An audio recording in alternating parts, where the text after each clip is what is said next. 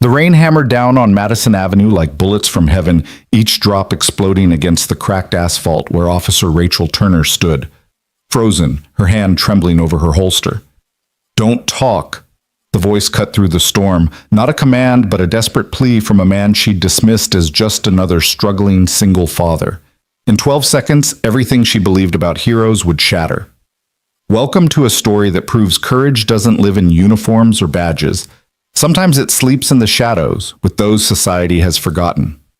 I invite you to follow this journey to its stunning conclusion, and please comment your city below so I can see how far this story has traveled. The patrol car's wipers fought a losing battle against the October deluge as Officer Rachel Turner guided her cruiser down Madison Avenue's darkest stretch. 3 years on the force, 27 years old, and still naive enough to believe that evil announced itself with sirens and flashing lights. The dashboard clock glowed 11:47 p.m., 13 minutes before her shift ended, 13 minutes before she could drive home to her empty apartment and pretend the job hadn't eaten another piece of her soul. "Unit 7-4, what's your 20 shutter?" The dispatcher's voice crackled through the static. Rachel grabbed the radio, her wedding ring, catching the streetlight, a ghost she still wore despite the divorce papers signed 8 months ago. "Madison and 3rd, heading back to the station." "Copy that. Stay safe out there, Turner. Stay safe." The words echoed hollow in the car's interior, mixing with the rain's percussion. She'd been safe her whole life, safe suburban childhood, safe college boyfriend who became a safe husband until he found someone safer than a cop's wife. Safe choices, safe routes, safe assumptions about who the good guys were and where danger lived. The streetlights flickered, casting amber pools that the rain immediately shattered. This part of Madison had been dying for years, strangled by foreclosures and forgotten by city planners who preferred their poverty invisible. Boarded windows stared like dead eyes from buildings that once housed dreams. Now they sheltered ghosts, human and otherwise. Rachel slowed the cruiser, something pulling at her instincts. 3 years of training screamed at her to keep driving to make it back to the station where coffee waited and fellow officers would complain about overtime. But something felt wrong. The rain seemed too loud, the shadows too deep, the street too empty even for this forgotten corner of the city. She pulled over, engine idling, watching the rain cascade down her windshield in rivers.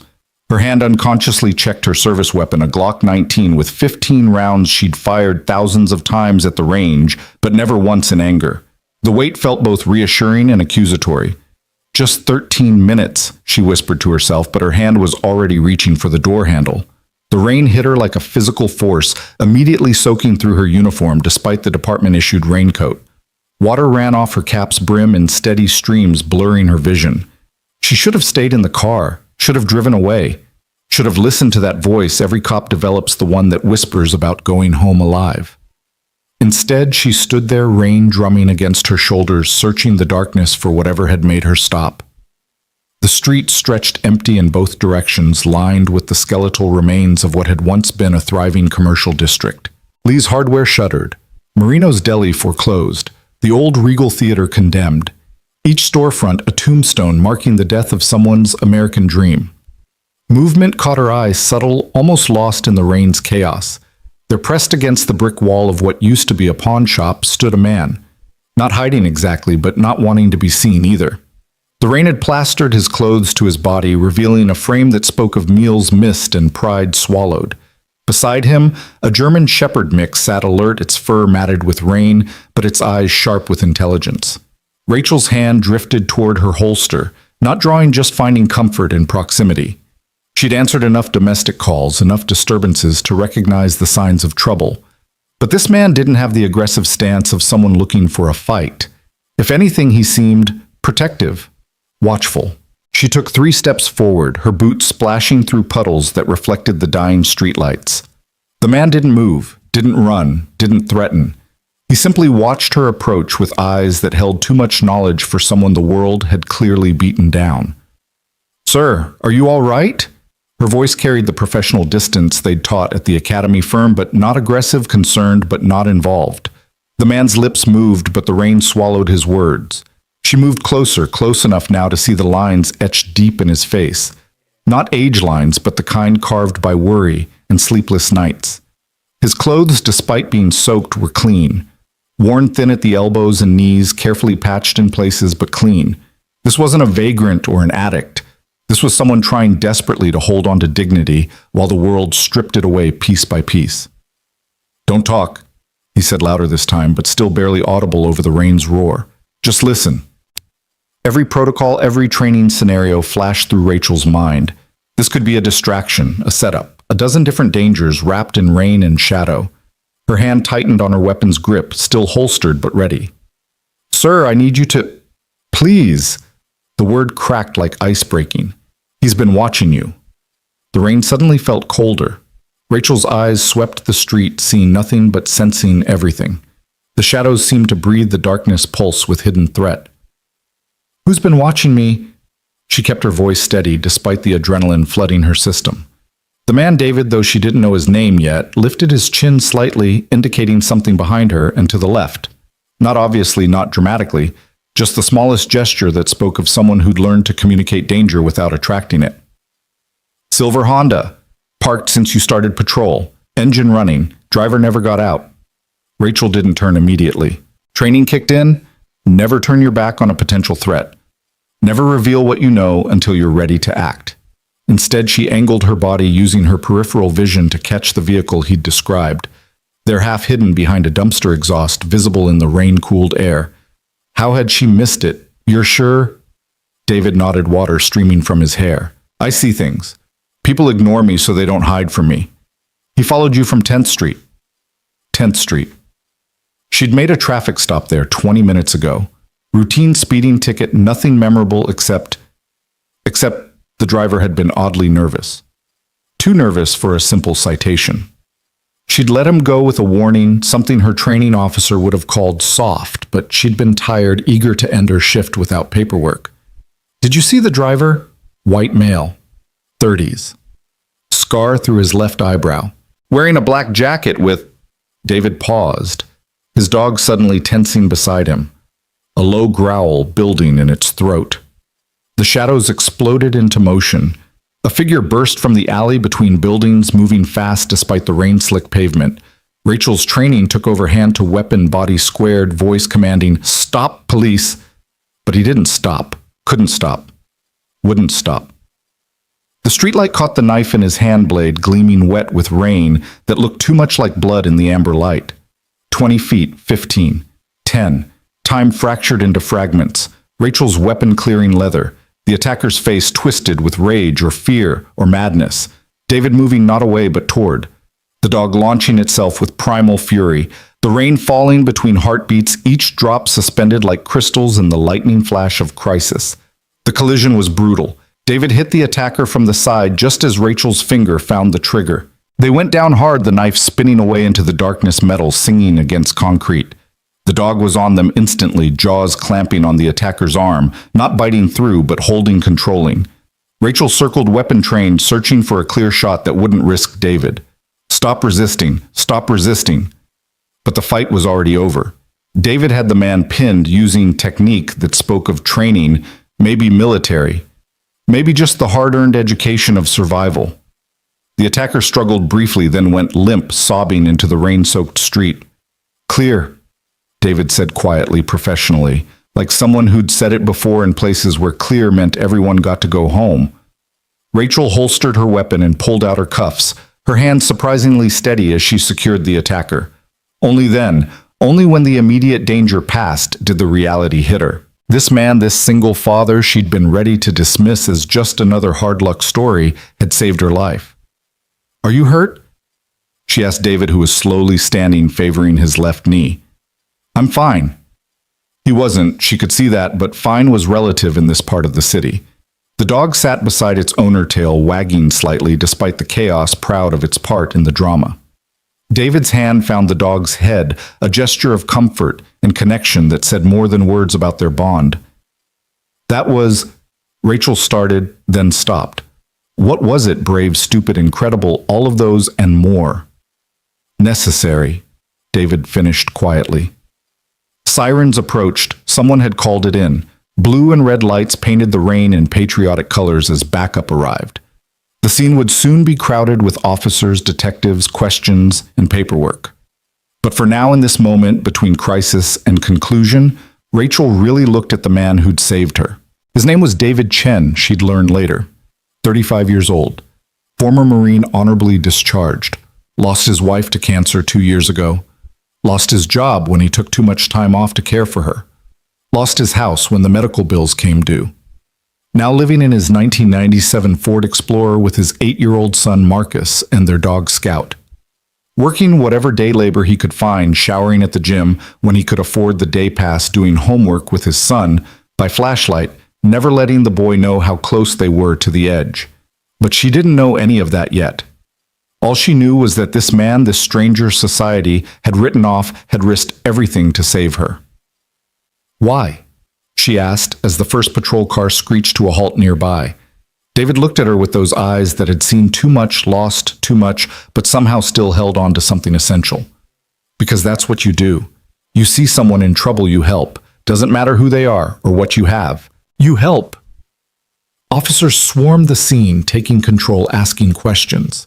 The attacker, Thomas Riley, they'd learned with a history of violence against women and a particular hatred for female officers, was hauled away, still sobbing about voices and debts, and someone named Angela who'd left him for a cop. David stepped back, blending into the background as naturally as breathing, the invisible man becoming invisible again. But Rachel wouldn't let him disappear. Not this time. I need your statement. She told him, which was true, but not the whole truth. David hesitated. People like him had learned to avoid official notice, to slip through the cracks rather than risk the system's attention. But something in Rachel's eyes, genuine gratitude maybe, or recognition of his humanity, made him nod. They sat in her patrol car while the rain continued its assault on the city, the heater running, windows fogging, creating a temporary sanctuary from the chaos outside. Scout curled in the back seat, finally relaxing. David gave his statement clearly, concisely, with the kind of attention to detail that made Rachel think he'd been more than just a Marine intelligence maybe, or special operations. He'd noticed things others would miss.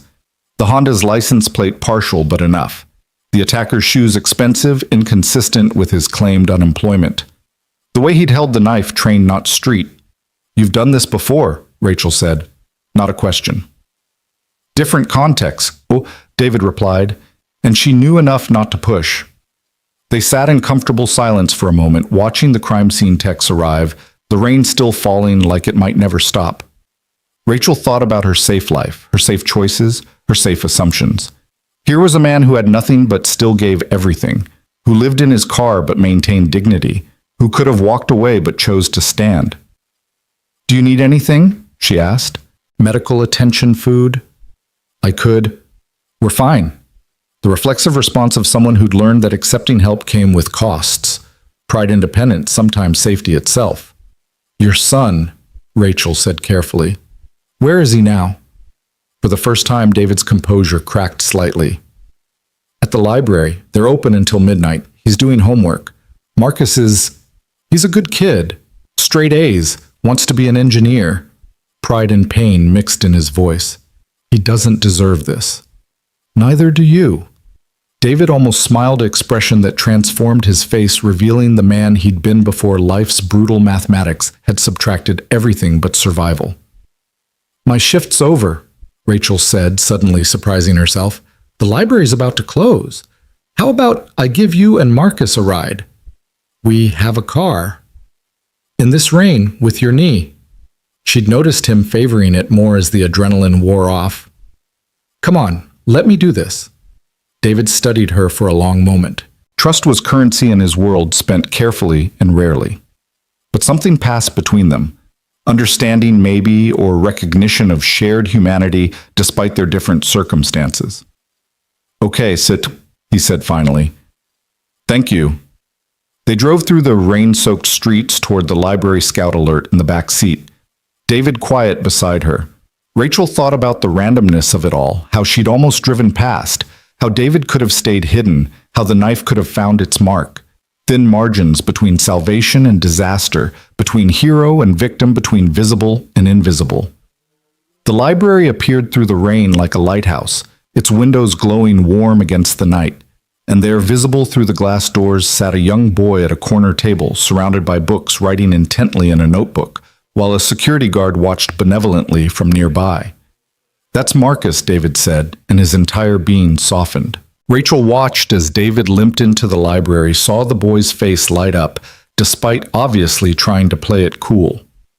Saw the casual way David checked the homework, the gentle hand on his son's shoulder, the careful maintenance of normalcy despite their circumstances. Marcus packed up his books efficiently, clearly used to mobile living, and followed his father out without complaint or question. "This is Officer Turner," David told his son. "She gave us a ride." Marcus studied Rachel with intelligent eyes that missed nothing his father's son. "Thank you, ma'am." "You can call me Rachel," she said, surprising herself again. They drove to where David's Explorer was parked, a 24-hour Walmart lot where security didn't hassle people who kept to themselves. The SUV was old but clean, windows covered with sunshades for privacy, the back carefully organized with plastic bins, and a sleeping area that spoke of military precision applied to homelessness. "Thank you," David said again, helping Marcus into the vehicle, Scout jumping in after. Rachel sat in her patrol car for a long moment after they'd settled in for the night, watching the rain streak her windshield. She thought about her apartment, 2 bedrooms mostly empty since the divorce. Thought about the system that could somehow let a veteran and his honor student son live in a parking lot. Thought about heroes and villains and all the gray spaces between. Her phone buzzed. Text from her sergeant. "Heard you had some excitement. You okay?" She typed back, "Fine. Hero civilian assisted. Get his info for commendation." Rachel looked at the Explorer. Its windows now dark, a family settling in for another night of careful invisibility. A commendation would mean attention bureaucracy questions David couldn't afford to answer. The system that might help could just as easily hurt child services asking if a car was a suitable home, social workers with good intentions and inflexible rules. "Working on it," she typed, then deleted it. Started again. "We'll follow up tomorrow." But tomorrow was already forming in her mind, different from the today she'd expected. Tomorrow would involve conversations with people she knew, her cousin, who managed a restaurant and might need reliable help, her friend at the VA, who knew how to navigate the system's maze, the sergeant who ran the department's community outreach and had more flexibility than most. She drove home through the rain, but her mind stayed in that parking lot. At her apartment, she stood in her extra bedroom empty, except for boxes she still hadn't unpacked from the divorce. 15 minutes from that Walmart, walkable to 3 schools. The rental market was tough, she knew. Background checks and credit reports and first-last deposit created walls higher than most could climb. But she was a cop. Her word meant something. Her recommendation could open doors.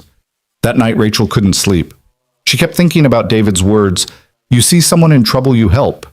So simple, so complicated, so much harder than pulling a trigger or writing a ticket or following procedure. Real help meant risk, meant involvement, meant stepping out of the safe zones she'd built around her life. At 3 a.m., she gave up on sleep and made coffee. Sat at her kitchen table with her laptop researching. Veteran services underfunded and overwhelmed. Homeless families, thousands in the city, invisible by necessity. The gap between working poor and stable life wider than the Grand Canyon and just as deadly to cross. She found David's service record, public information mostly, Force Recon Marine, 2 tours in Afghanistan, Bronze Star, Purple Heart. Honorable discharge. The dry facts that said nothing about the man who'd watched over her from the shadows, who'd thrown himself at an armed attacker without hesitation. By dawn, she had a plan. Not perfect, not complete, but something. She found David's Explorer in a different lot. Smart never stay in the same place twice. Knocked gently on the window. David appeared instantly alert despite the early hour Scout beside him. In the back, Marcus slept on the exhausted sleep of a child carrying adult burdens. Coffee. She offered a cup from the shop down the street. David accepted it carefully, stepping out of the vehicle to avoid waking his son. The morning was crisp, yesterday's rain leaving everything clean and sharp. "I want to help," Rachel said directly. No build-up, no dance around it. "We don't need—" "Stop." She held up her hand. "Yesterday you said when someone's in trouble you help. Well, I'm in trouble. I've been a cop for 3 years, and yesterday was the first time I really saw this city, really saw the people in it. That troubles me. So help me understand. Help me do better." David studied her over the coffee cup, steam rising between them like incense. It's not that simple. I know, but neither was jumping that guy with the knife. A small smile. That was simple. He was going to hurt you. I could stop him, so I did. Then let me be simple too. You need stable housing for Marcus. I have an empty bedroom. You need work that pays enough to get back on your feet. I have connections. You need someone to see you as more than a statistic or a problem. I see you. You don't know us. I know enough. I know you're the kind of man who saves strangers. I know you're raising a son who does homework in a library instead of running the streets. I know that dog would die for you both. That's character. Everything else is just circumstances. David was quiet for a long moment, watching the sunrise paint the sky in shades of hope. In the Explorer, Marcus stirred, waking to another day of pretending everything was normal at school while his life was anything but. There are things, David said slowly, about my service.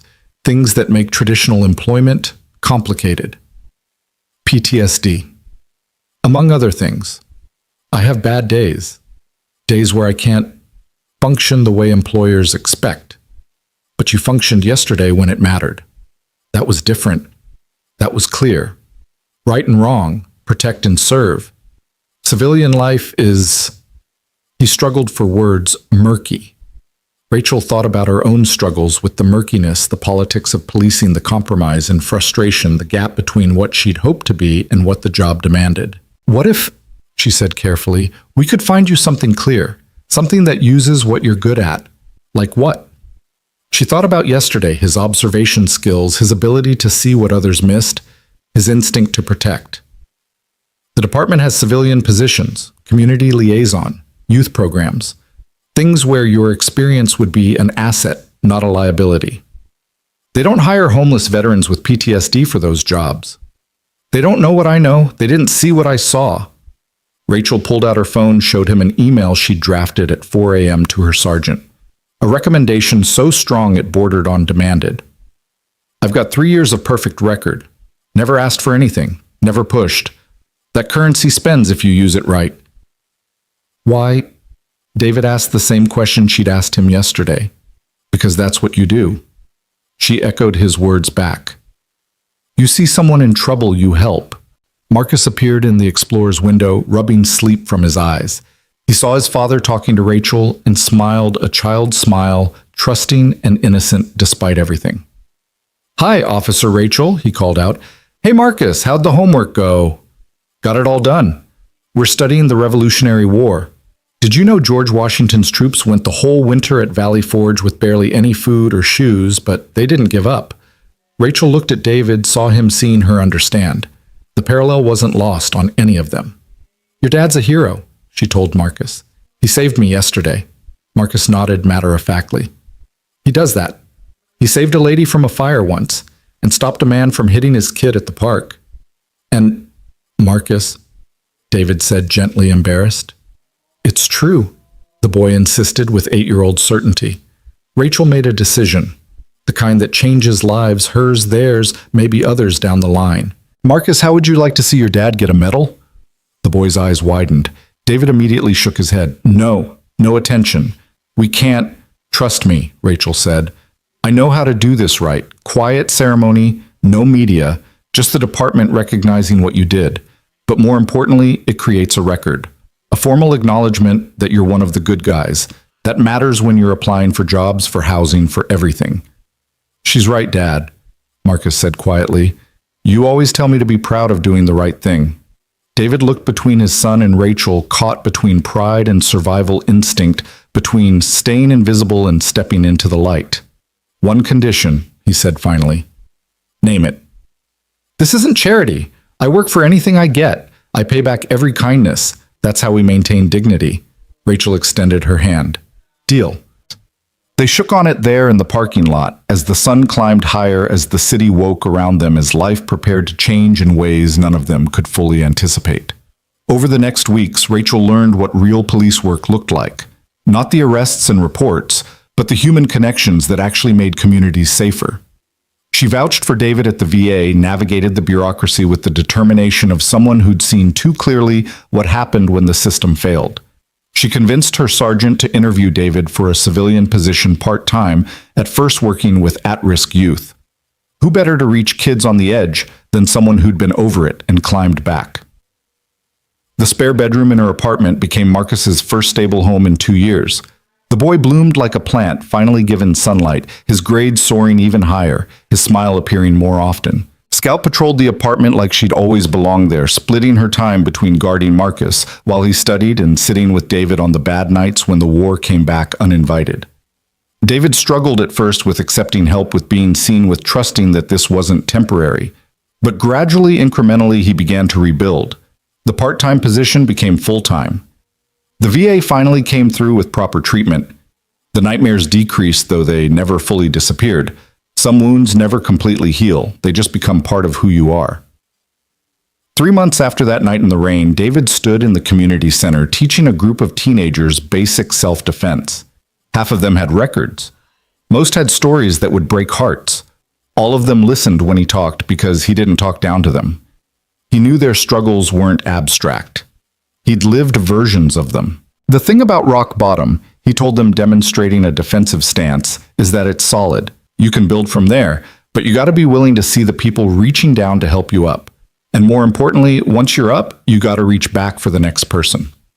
Rachel watched from the doorway, still in uniform, just off shift. She'd made this her regular stop, checking in on the program, on David, on the kids who were starting to trust that maybe the system could include people who actually cared. After class, as the teenagers filed out, some nodding respect to Rachel, a few actually making eye contact, David approached her. "Thank you," he said, as he did every time they met. "Stop thanking me," she replied, as she always did. "You saved my life." "You saved mine," he countered, "and Marcus's. Then we're even." David smiled, that expression that still transformed his face, showing the man he was becoming again, or maybe for the first time, without the weight of war or loss or survival crushing him down. "There's someone I want you to meet," he said, gesturing to a woman sitting in the corner with a young child. "Sarah and her daughter. They're living in their car. Sound familiar?" Rachel looked at the woman, young, tired, holding herself with the kind of rigid control that suggested pride was all she had left. The child, maybe 5, coloring intently in a worn notebook. "You vouching for her?" Rachel asked. "She's good people. Just had bad circumstances pile up.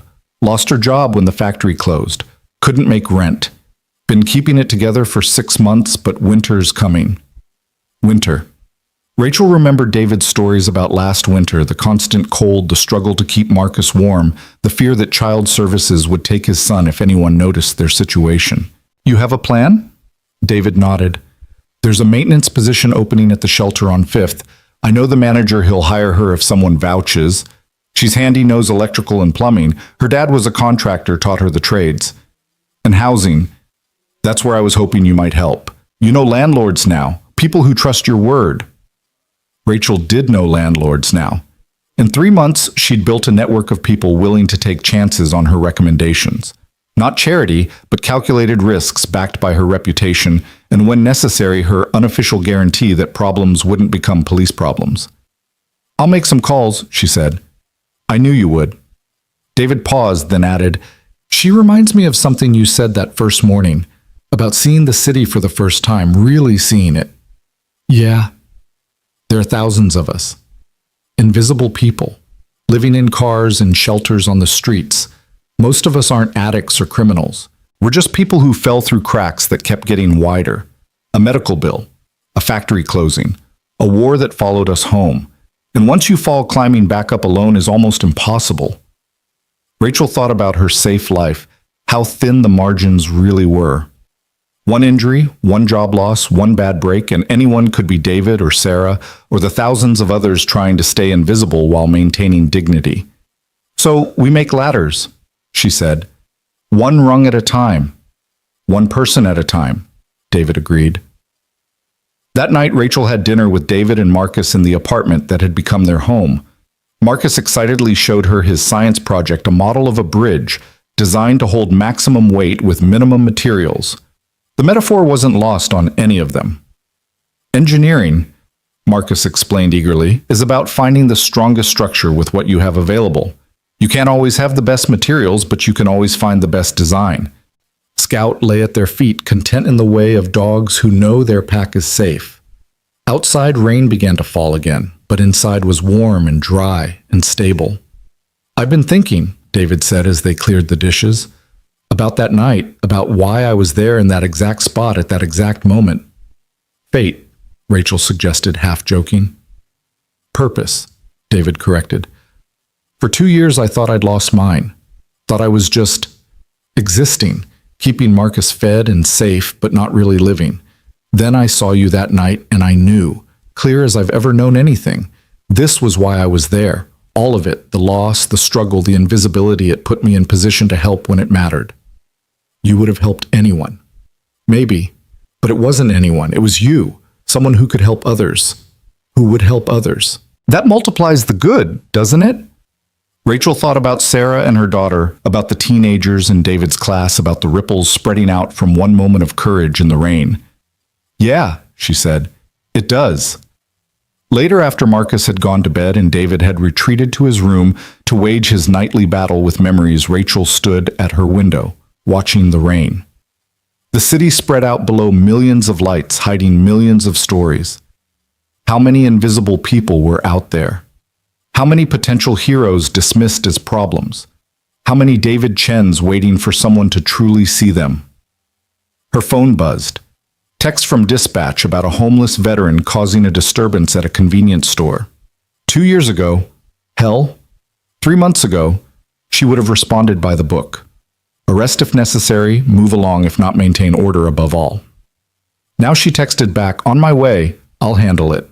Because handling it meant something different now. It meant seeing the person, not just the problem. It meant understanding that sometimes disturbing the peace was the only way to be heard. It meant remembering that everyone was one bad day, one missed payment, one closed factory away from invisibility. She grabbed her keys, her badge, and something more, the knowledge that real protection and service happened in the margins, in the shadows, in the spaces where official policy ended and humanity began. The rain intensified as she drove toward the disturbance, but she didn't mind. Rain had brought David into her life, had washed away her safe assumptions and comfortable blindness. Now every drop reminded her of that night, of the courage, of the invisible, of the thin line between saved and lost. The convenience store came into view, its neon glow harsh against the darkness. A man stood outside, agitated, arguing with the clerk through the door. Other units would arrive soon, ready to arrest or forcibly remove. But Rachel got there first, approaching slowly, hands visible, voice calm. "Hey there," she said. "Rough night." The man turned, ready to fight or flee, then saw something in her face, recognition maybe, or just the absence of judgment.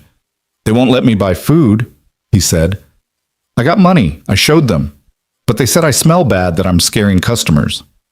Rachel looked at the clerk through the window. Young and frightened, probably told to keep the homeless away by a manager safe in suburbia. "Wait here," she told the veteran. She entered the store, had a quiet conversation with the clerk, explained that refusing service to someone with money was discrimination, that this man had served his country, that compassion cost nothing but paid dividends in community safety. 5 minutes later, the veteran had his food. As he left, he stopped beside Rachel's patrol car. "You're different," he said. "I learned from someone that you see someone in trouble, you help," she replied. Simple as that. Simple as that. But it wasn't simple, not really. It was hard and complicated and sometimes heartbreaking. It meant fighting the system from inside while trying not to let it corrupt the impulse to help. It meant seeing too much suffering and not being able to fix it all. It meant carrying stories like David's and Sarah's and this veteran's, knowing that for everyone she helped, dozens remained invisible. But it was also necessary. As necessary as David's tackle in the rain, as necessary as Scout's loyal protection, as necessary as Marcus's determination to excel despite everything. Because courage wasn't just about the dramatic moments, the knife fights, and heroic interventions. Real courage was quieter, steadier. It was David getting up each day to face his demons while raising his son. It was Sarah keeping her dignity while living in a car. It was Marcus doing homework by flashlight without complaint. It was Rachel choosing to see what was easier to ignore. The rain continued as she drove home, but the city looked different now, not darker but more complex, full of hidden stories and invisible heroes of people one paycheck or one kindness away from completely different lives. She thought about her old partner who'd quit the force, said he couldn't take seeing the worst of people every day. But that wasn't what she saw anymore. She saw the best of people in the worst circumstances. She saw courage that didn't wear uniforms or carry badges. She saw humanity persisting despite systems designed to grind it down. Her phone rang. David. "Sarah got the job," he said without preamble. "Starts Monday." "That's great. What about housing?" "Working on it. But she's got hope now. That's everything." Hope. Such a small word for such a powerful force. The difference between existing and living, between invisible and seen, between falling and flying. "You did good," Rachel told him. "We did good," he corrected. "That's how it works. No one climbs alone." After they hung up, Rachel thought about that phrase, "no one climbs alone." It was the opposite of everything she'd been taught professionally and personally. Self-reliance, independence, standing on your own 2 feet. These were the virtues her culture celebrated. But David had shown her something different. Interdependence. Community. The radical act of accepting help and offering it in return. 3 months had passed since that night in the rain, but in many ways it was still happening. Every day brought new challenges, new invisible people becoming visible, new opportunities to choose between safety and service. The knife-wielding attacker was in prison, but the real danger, the indifference that let people fall through cracks, that was the ongoing threat Rachel now fought. She pulled into her apartment complex, noting David's light was still on. Probably reviewing job applications for the youth program, looking for kids everyone else had written off. He had an eye for potential that others missed, probably because he knew what it felt like to be dismissed. Inside, she found him at the kitchen table, surrounded by files scoured at his feet. "Can't sleep?" she asked. "Sarah's daughter, Lily. She hasn't talked since they lost their home. Selective mutism, the shelter psychologist says. Trauma response." "That's rough." "Marcus wants to help. He remembers not talking for a while after his mom died. Thinks maybe he could, I don't know, be a friend. Show her it gets better." Rachel poured herself coffee, joining him at the table. This had become their routine late-night strategy sessions about healing a broken world one person at a time. "Let him try," she said. "Kids sometimes reach kids better than adults can." "Yeah." David rubbed his eyes, exhaustion showing. "Some days I wonder if we're making any real difference. It's like trying to empty the ocean with a spoon.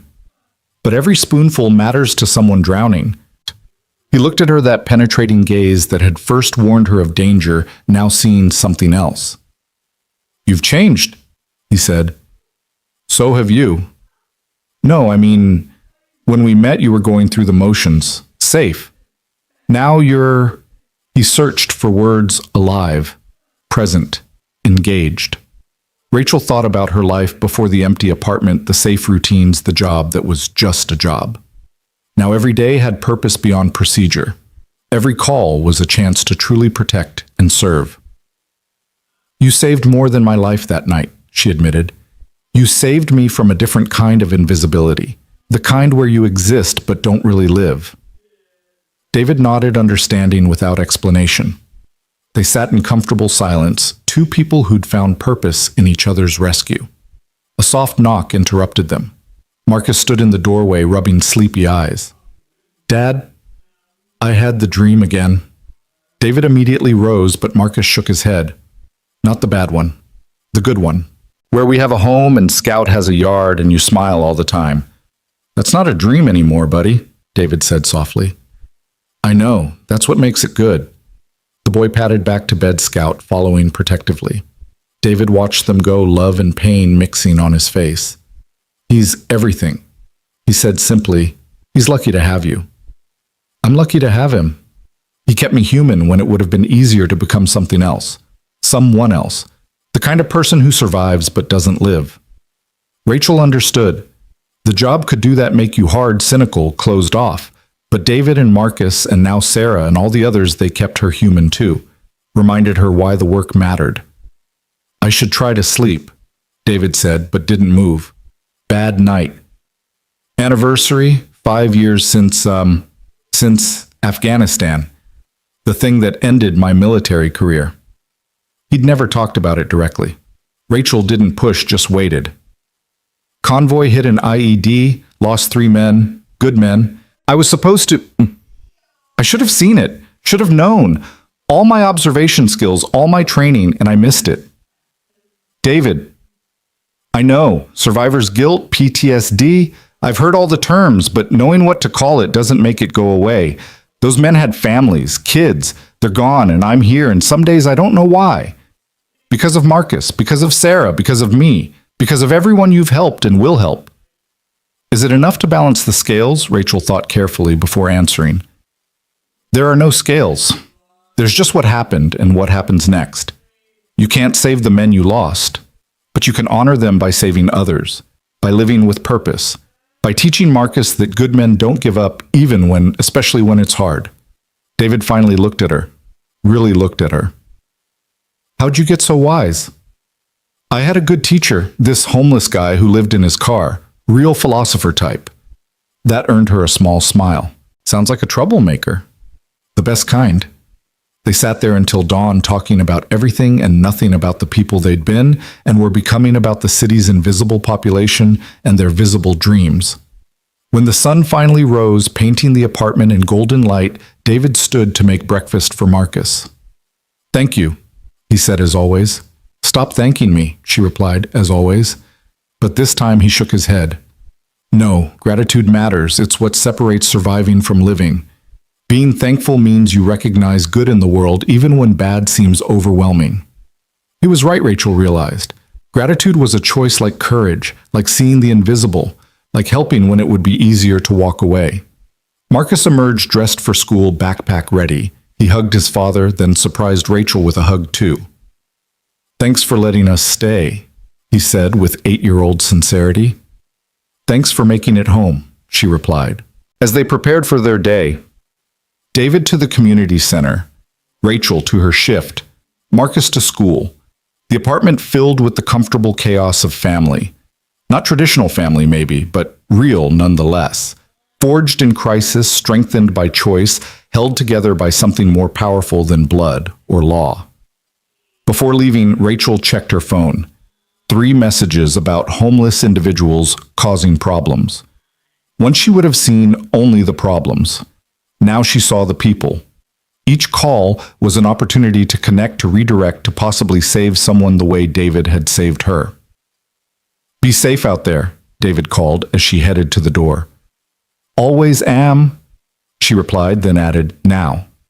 Because now she understood what safety really meant.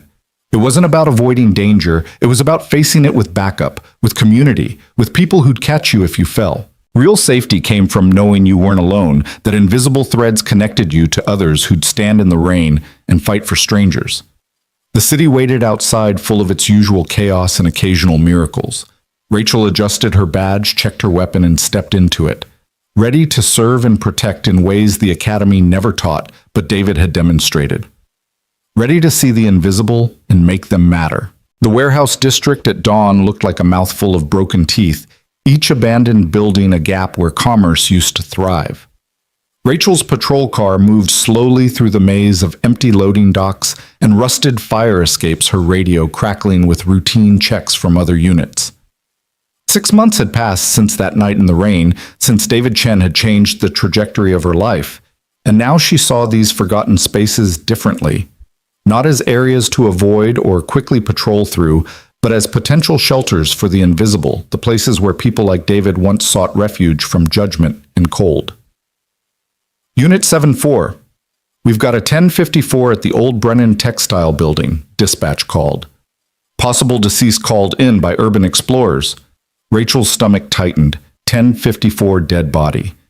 In places like this, it usually meant someone homeless had died alone, frozen or sick, or simply given up.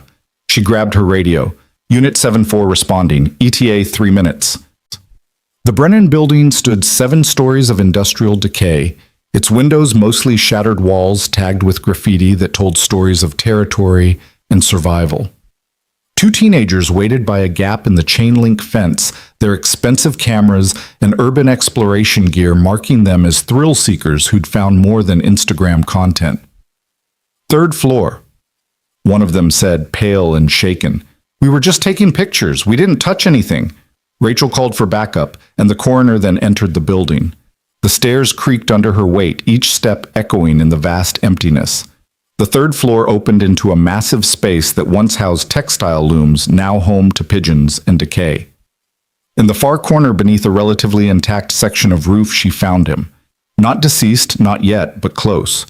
An elderly black man, maybe 70, wrapped in layers of threadbare blankets, his breath coming in rattles that spoke of pneumonia or worse. His eyes flickered open as she approached, confused and fever-bright. "Sir, I'm Officer Turner. I'm here to help." "What's your name?" His lips moved no sound at first, then barely a whisper. William Foster." Rachel immediately called for paramedics, upgrading the call from deceased to critical medical. While waiting, she knelt beside William, checking his pulse, weak but steady. His belongings were meager but organized, a Bible held together with rubber bands, a folder of documents in a plastic bag, a photograph of a woman and two children protected in a Ziploc bag. "My papers," William managed, gesturing weakly at the folder. "Important." Rachel opened it carefully.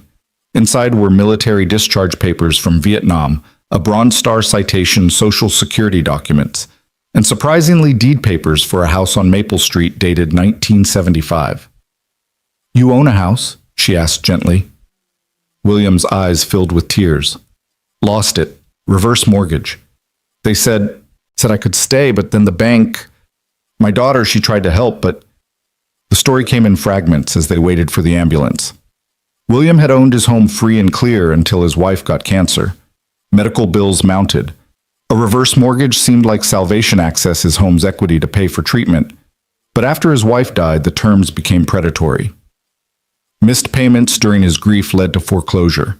His daughter lived in Seattle, had tried to help, but she had her own struggles. Pride kept him from telling her he was on the streets. 2 years, he whispered. 2 years out here, invisible. The paramedics arrived, stabilizing William, preparing him for transport. As they lifted him onto the gurney, he grabbed Rachel's hand with surprising strength. "My things, please." "I'll keep them safe," she promised, gathering his few possessions. At the hospital, Rachel stayed while doctors worked on William. Severe pneumonia, malnutrition, dehydration, a constellation of conditions that killed homeless elderly every winter. But William was a fighter, the doctor said, military tough. He might make it. Rachel called David from the waiting room. "I need your help." "What's wrong?" She explained about William, about the house, about the daughter who didn't know her father was dying on the streets of the city where he'd once owned property. "I'll find the daughter," David said immediately. "What's her name?" Rachel checked William's documents. Angela Foster Mills, Seattle area. On it, "How bad is he?" "Bad, but fighting." "Marines don't quit," David said quietly. "Neither do we." While David worked his networks, he'd become surprisingly good at finding people using skills from his intelligence days. Rachel dove into William's case. The reverse mortgage company Equity Solutions Inc. had a reputation. Dozens of complaints, particularly targeting elderly veterans. Legal, but predatory, operating in the gray spaces where ethics went to die. Her sergeant found her in the hospital cafeteria at shift change, still in uniform, surrounded by paperwork. "Heard you found another project," Sergeant Mills said, not unkindly. Since David's commendation ceremony, Mills had become more supportive of what he called Rachel's humanitarian tangents. He served in Vietnam, has a Bronze Star, lost his house to predatory lending. Now he's dying of pneumonia he caught sleeping in an abandoned building. Mills sat down, his expression hardening. "Equity Solutions. You know them." "My uncle almost lost his place to them. Bastards are legal vampires." He paused. "What do you need?" "Time, resources, maybe legal help." "The department has that new partnership with the Veterans Legal Alliance. I'll make a call." This was new Mills actively helping rather than just tolerating her efforts. The change had been gradual, but reels spreading through the department as success stories accumulated. David's youth program had cut juvenile recidivism by 30%. 3 of Rachel's homeless contacts had become informal community watchers, preventing 2 robberies and finding a missing child. The invisible were becoming visible and, more importantly, valuable. David called back an hour later. Found her. Angela's a nurse at Seattle Children's Hospital. Single mom, 2 kids. She's been sending money to what she thought was her father's apartment. Someone's been cashing the checks. Jesus. Gets worse. She thinks he's angry at her, won't return calls. Doesn't know the apartment building was demolished 8 months ago. Can you... Already called her. She's on a flight tonight. Should be there by 10. Rachel felt the familiar surge of possibility, the feeling that maybe this time they could unbreak something broken. You're amazing. I'm motivated, David corrected. Every elderly veteran on the streets could be me in 30 years if things had gone differently. William stabilized over the next 12 hours, antibiotics fighting the infection fluids, restoring some strength. When he woke fully, Rachel was there with good news. Angela's coming, she said simply. The old man's face crumbled. She can't see me like this. I was supposed to be... You're her father. That's all that matters. I was somebody once, William said, looking at his hands scarred from textile work after the war, now thin and trembling. Had a home, a job, dignity. You're still somebody. You're William Foster, Vietnam veteran, Bronze Star recipient, father, grandfather, survivor. Survivor. He tested the word. That all that's left. Rachel thought of David, of Sarah, of all the invisible people she'd met. Surviving is the first step. Then comes living again. Angela arrived that night rushing into the hospital room with 6 months of guilt and 2 years of misdirected anger. The reunion was tearful, complicated, full of explanations and apologies. Rachel stepped out to give them privacy, finding David in the waiting room with Marcus and Scout. Thought you might need backup, David said. Marcus held a get well card he'd made addressed to Mr. Foster, American Hero. The boy's empathy never ceased to amaze Rachel, perhaps because he knew what it felt like to have a father struggling with dignity. Can we see him? Marcus asked. Let's give him time with his daughter first. They waited, this unusual family forged by circumstance and choice. Around them, the hospital hummed with its usual drama, lives ending and beginning, suffering and healing, the whole human experience compressed into fluorescent lit corridors. Angela emerged after an hour, eyes red but determined. She looked at the small group without surprise, somehow knowing these were her father's advocates. He told me what you did, she said to Rachel. Thank you. I just called for help. No, before that, you saw him. Most cops would have just called the coroner and moved on. You saw him as a person. David stepped forward. Ma'am, I run a program for veterans in crisis. We have resources, temporary housing, legal aid. Your father doesn't have to go back to the streets. He's coming home with me, Angela said firmly. To Seattle. Should have happened 2 years ago, but he was too proud and I was too hurt to push past it. The house, Rachel said. The reverse mortgage. There might be legal remedies. Predatory lending targeting veterans, judges don't like that. Angela's expression hardened. They stole his home. The home he bought with my mother where I grew up, where my kids should have been able to visit their grandfather. We know lawyers, David said quietly. Good ones, angry ones, the kind who take cases like this personally. Within a week, William's case had become a cause. The Veterans Legal Alliance took it pro bono, discovering in the process that Equity Solutions had violated numerous regulations in their handling of William's mortgage. The local news picked up the story, elderly black veteran Bronze Star recipient lost home to predatory lending, nearly died on the streets. The optics were terrible for Equity Solutions, but Rachel had learned that public shaming only went so far. Real change required systematic pressure. She worked with David and the legal team, identifying 17 other elderly veterans who'd lost homes to the same company. They organized them, creating a class action potential that made Equity Solutions lawyers nervous. The breakthrough came from an unexpected source. Marcus, doing research for a school project on community heroes, had been reading through William's military citations. He found something everyone else had missed. William had saved the life of a lieutenant in Vietnam, pulling him from a burning helicopter. That lieutenant was now Senator James Crawford, chair of the Veterans Affairs Committee. "We should write to him," Marcus suggested with the simple clarity of childhood. David looked at Rachel. "Kid's got a point." The letter Marcus wrote with David's help was devastating in its simplicity. A child writing about meeting Mr. Foster, about how heroes shouldn't die alone in abandoned buildings, about how America's promise to its veterans seemed broken but could be fixed. Senator Crawford's response came within 48 hours. Not a form letter, but a personal call to David's cell phone. "I remember William Foster," the senator said. "He carried me 3 miles through jungle with 2 bullets in his shoulder. I owe him my life. What do you need?"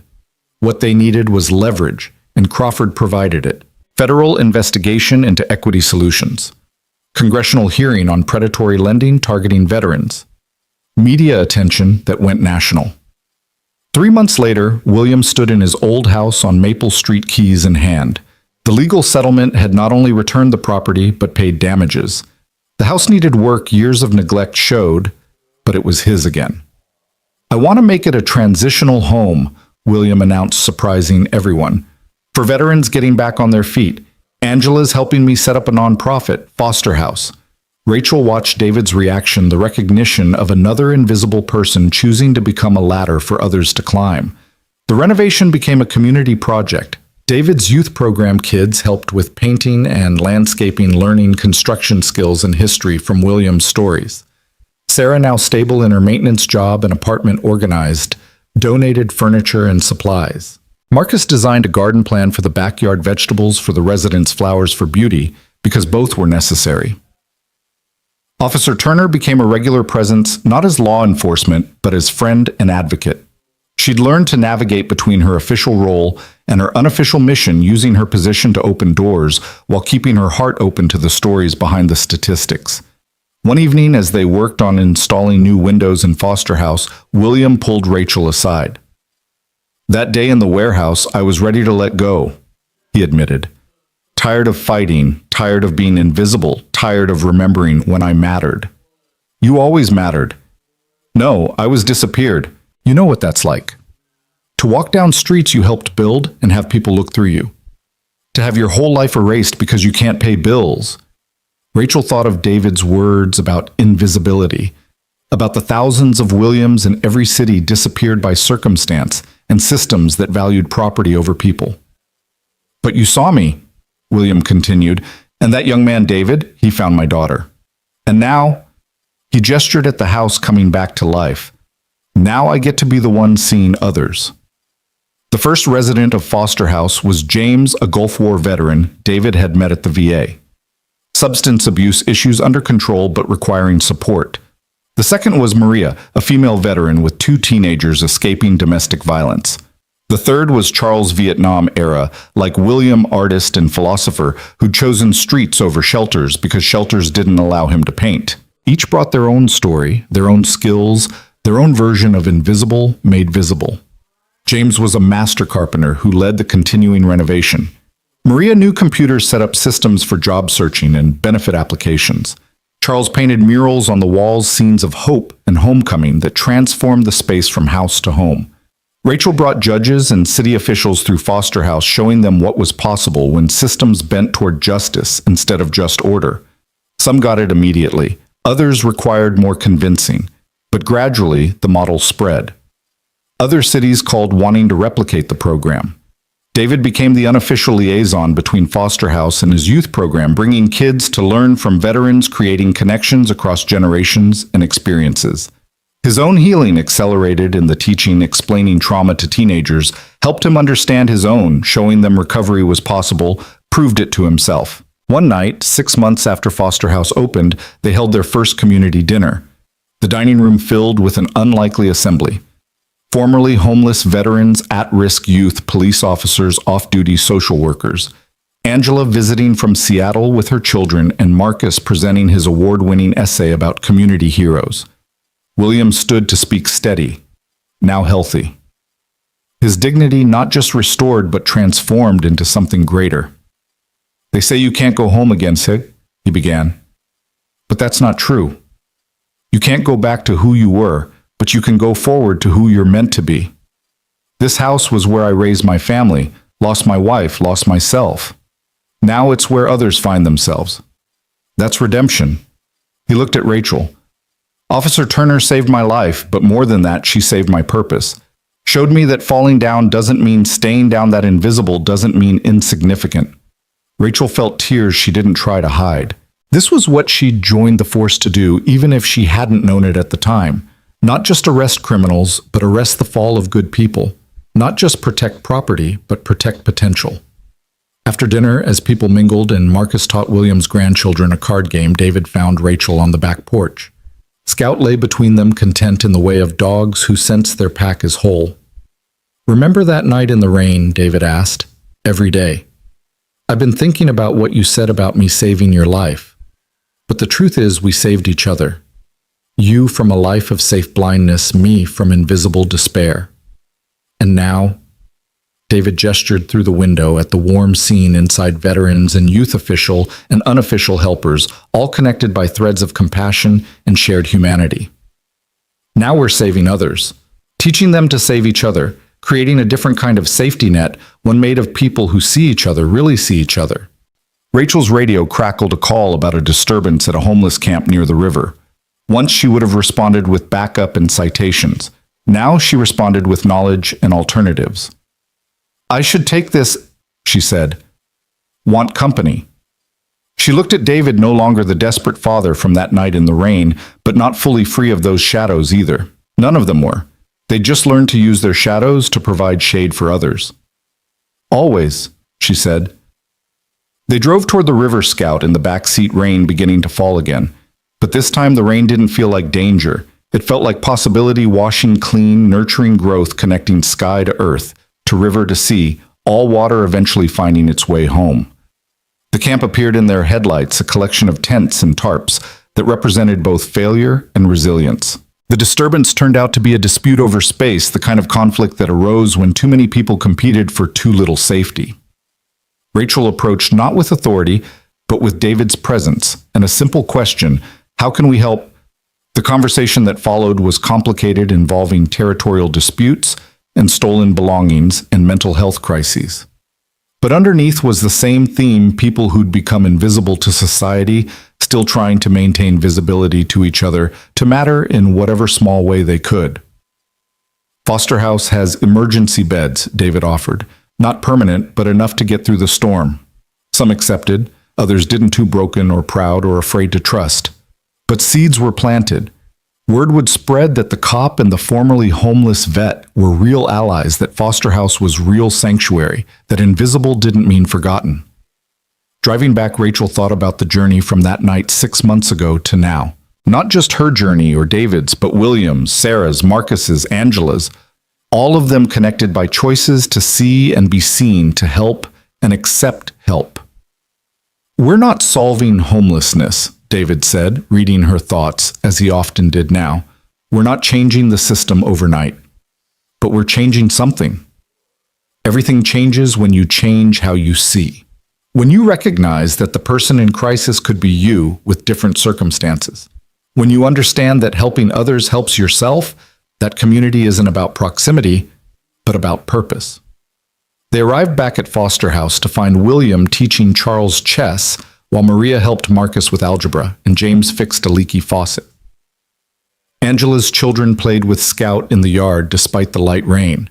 Sarah had arrived with her daughter Lily, who still didn't speak but smiled now, especially around Marcus, who understood silence. This was the real victory. Not the dramatic rescue in the rain, not the legal triumph over predatory lenders, not even the successful establishment of Foster House. The real victory was this quiet evening of connection of broken people, helping other broken people become whole, or at least more whole than they were alone. Rachel's phone buzzed with a text from her ex-husband, reaching out after months of silence, saying he'd heard about her work, that he was proud of her, that maybe they could talk. She deleted it without response. That life-safe, conventional blind belonged to someone she used to be. The person she was now had different definitions of family success and love. "You good?" David asked, noticing her phone. "Better than good. Home." Because home wasn't just a place, but a purpose, Not just shelter, but sanctuary, not just safety, but the courage to risk that safety for others. Home was William's recovered house, becoming foster house. Home was David's car, becoming Rachel's spare room, becoming a real home. Home was invisible, people becoming visible, becoming vital, becoming family. The rain intensified, drumming on the roof of foster house like applause from heaven. Inside, warm and dry, and together the formerly invisible continued their quiet revolution, one meal, one conversation, one connection at a time. They were writing new stories over old pain, creating beauty from brokenness, proving that redemption wasn't just possible, but perpetual, always available to those brave enough to see and be seen. As the evening deepened, Rachel helped serve second helpings of James's surprisingly good chili, while David led a discussion about job interview skills and William dozed in his chair, peaceful in his own home again. Marcus and Lily worked on a puzzle in the corner, comfortable in their shared silence. Sarah and Maria compared notes on surviving single motherhood. Charles sketched them all, capturing the moment in charcoal and possibility. This was what protection and service really looked like. Not just arresting the bad, but amplifying the good. Not just maintaining order, but nurturing justice. Not just managing poverty, but defeating invisibility with the radical act of genuine sight. Rachel caught David's eye across the room, and he smiled, that expression that still transformed his face, but came easier now. They'd found something in each other, and in this work, that neither had expected, not just purpose, but joy. Not the easy joy of comfort, but the hard-won joy of struggle, shared, of falling caught, of invisibility, conquered by community. Tomorrow would bring new challenges. More Williams dying in warehouses, more Sarahs living in cars, more Davids choosing between dignity and survival. The system wouldn't change overnight, might never fully change. But tonight in this house, reclaimed from loss, surrounded by people, reclaimed from invisibility, they had something powerful, proof that another way was possible. The rain continued, but inside Foster House, no one was cold. No one was alone. No one was invisible. And in that warmth, that community, that visibility lived the seed of revolution, not the violent kind that destroyed, but the quiet kind that created one, saved life at a time. One opened eye at a time, one foster house at a time, until the city itself would be transformed by the radical idea that everyone mattered. Everyone could be seen, everyone deserved home. The news arrived on a Tuesday morning that started like any other, with Rachel reviewing case files while David prepared breakfast for Marcus. The call came from Sergeant Mills, his voice tight with barely controlled anger. "Turner, you need to see the news. Channel 7, now." Rachel found the remote, flipping to the local news, where reporter Jennifer Hayes stood in front of Foster House, her perfectly styled hair untouched by the morning wind. Behind her, Rachel could see William on the porch, his face a mask of disbelief and growing fury. "In a shocking revelation," Hayes announced with the practiced gravity of someone who'd never missed a meal. "We've learned that Foster House, the celebrated transitional home for veterans, has been harboring a convicted felon. Our investigation reveals that one of the residents, Charles Brennan, served 8 years in prison for armed robbery. Sources question whether allowing violent criminals to live alongside vulnerable veterans is appropriate, even reckless." David's coffee mug hit the counter hard enough to crack. "How did they—" "Someone leaked it," Rachel said, her mind already racing through possibilities. "Someone who wants Foster House to fail." The phone started ringing immediately. City officials who'd supported them were suddenly unavailable. Donors expressed concerns. The VA wanted an emergency meeting. In 30 seconds of television, months of work began unraveling. Rachel arrived at Foster House to find it surrounded by news vans and protesters. Some held signs reading, "Veterans deserve better," and "No criminals near our kids." Counter-protesters had also gathered Foster House supporters and graduates, holding their own signs, "Second chances save lives," and "Judge actions not passed." Inside, she found controlled chaos. William sat with Charles, who looked like he'd aged 10 years overnight. James paced by the window, fists clenched. Maria tried to keep her teenagers from seeing the news. And Marcus, home from school, with a suspicious stomachache, sat beside Charles with fierce 8-year-old loyalty. "I should leave," Charles said quietly. I won't let my past destroy what you've built. Like hell, William responded. This is your home. You've been nothing but helpful since you arrived. Your past is past. Tell that to them. Charles gestured toward the window where photographers pressed against the glass like vultures sensing carrion. David entered through the back door, having snuck past the media circus. I've been making calls. The leak came from Equity Solutions. They're using this to discredit William, undermine the lawsuit. Bastards, James spat. Charles did his time. Been clean for 5 years. He made a mistake when he was 23 and strung out. He's 46 now. Different person. Rachel's phone buzzed. Text from her sergeant. Chief wants you here. Now. The meeting at the station was brutal. Chief Patricia Coleman, usually supportive, looked exhausted. Rachel, I've been fielding calls all morning. City council members, the mayor's office, community leaders, they're all running scared. From what a man who paid his debt to society and has been exemplary since, from the optics, Veterans Home harboring violent criminals makes everyone who supported it look bad, makes you look bad, makes the department look bad. So we abandon them. Let Equity Solutions win. Coleman's expression softened slightly. I'm not saying abandon, I'm saying be smart. Distance yourself temporarily. Let this blow over. With respect, Chief, that's exactly when they need support most. When it's hard. When it costs something. It could cost you your career, Turner.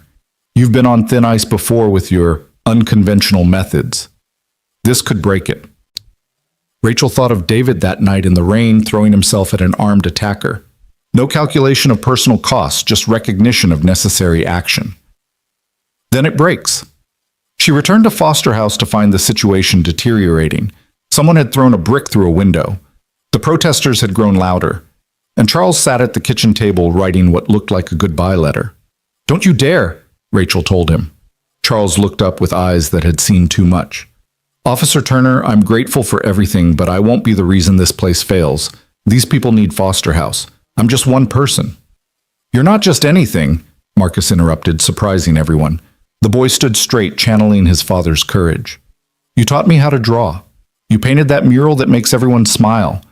You stayed up with Mr. William when he had nightmares about the war. You're not your worst day. You're all your days, and most of them have been good. The room fell silent. David put his hand on his son's shoulder, pride evident despite the crisis. Charles's eyes filled with tears. Kid's got a point, he said shakily. The kid's right, William declared, and I've got something to say to those reporters. Before anyone could stop him, William walked onto the porch. The media surged forward shouting questions. He raised one hand and something in his bearing, military, dignified, unbowed, quieted them. My name is William Foster. I served 2 tours in Vietnam. I've been awarded the Bronze Star and Purple Heart. I lost my home to predatory lending and nearly died on the streets. This house saved my life. The people in it saved my soul. Charles Brennan is one of those people. Yes, he has a past. We all do. Mine includes killing enemy soldiers who were probably teenagers. Does that make me a violent criminal? Or does context matter? Does growth matter? Does redemption matter? A reporter shouted, but he robbed a liquor store 23 years ago while addicted to drugs after his brother died in Iraq. He served his time, got clean, and has spent 5 years helping others. If we only judge people by their worst moments, then none of us deserve grace. But if we believe in the possibility of change and the power of community to transform lives, then Charles belongs here. We all do. Jennifer Hayes pushed forward. Mr. Foster, aren't you concerned about safety? William's gaze could have cut steel. Ma'am, I've lived with Charles for 4 months. He's taught art to troubled kids, cooked meals for new residents, and painted beauty onto walls that had only known ugliness. The only danger here is from people like you stirring up fear for ratings. The crowd stirred uneasily. Some protesters lowered their signs. Others pressed forward more aggressively. That's when Sarah arrived with her daughter Lily. They pushed through the crowd, Lily clutching something in her small hands. Without hesitation, they climbed the porch steps and stood beside William. Mr. Charles, Lily said, her voice small but clear, the first word she'd spoken in public since losing her home. I made this for you. She held up a drawing, a childish but recognizable portrait of Charles, teaching her to paint, both of them smiling. The silence that followed was profound. Sarah found the cameras. My daughter didn't speak for 8 months after we became homeless. Charles's art classes gave her a way to express herself. His patience and kindness helped her find her voice again. That's who Charles is now. That's who deserves to be here. The narrative was shifting. Rachel could feel it, see it, in the way some photographers lowered their cameras, the way some protesters began to look uncomfortable. But Jennifer Hayes wasn't done. What about the victims of his crime? Don't they deserve consideration?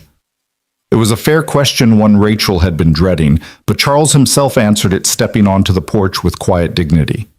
They do, he said simply. The family that owned that store, the clerk I terrorized, they deserve everything. That's why I send half my disability check to them every month, have for 5 years. It doesn't undo what I did, but it's what I can do. The clerk, Mr. Park, he forgave me, told me to help others the way I wish someone had helped me before I fell so far. That's what I'm trying to do here. David stepped forward, then Scout at his side. I'm David Chen, former Marine. I have killed people. In war, yes, but I've ended lives. Does that make me too dangerous to be around? Or do we recognize that people are complex, that our past actions don't have to define our future ones? James joined them. Former alcoholic, crashed my car drunk, could have killed someone. Should I be exiled forever? Maria stood. Domestic violence survivor. I fought back once hard enough to send him to the hospital. Am I too violent to deserve help?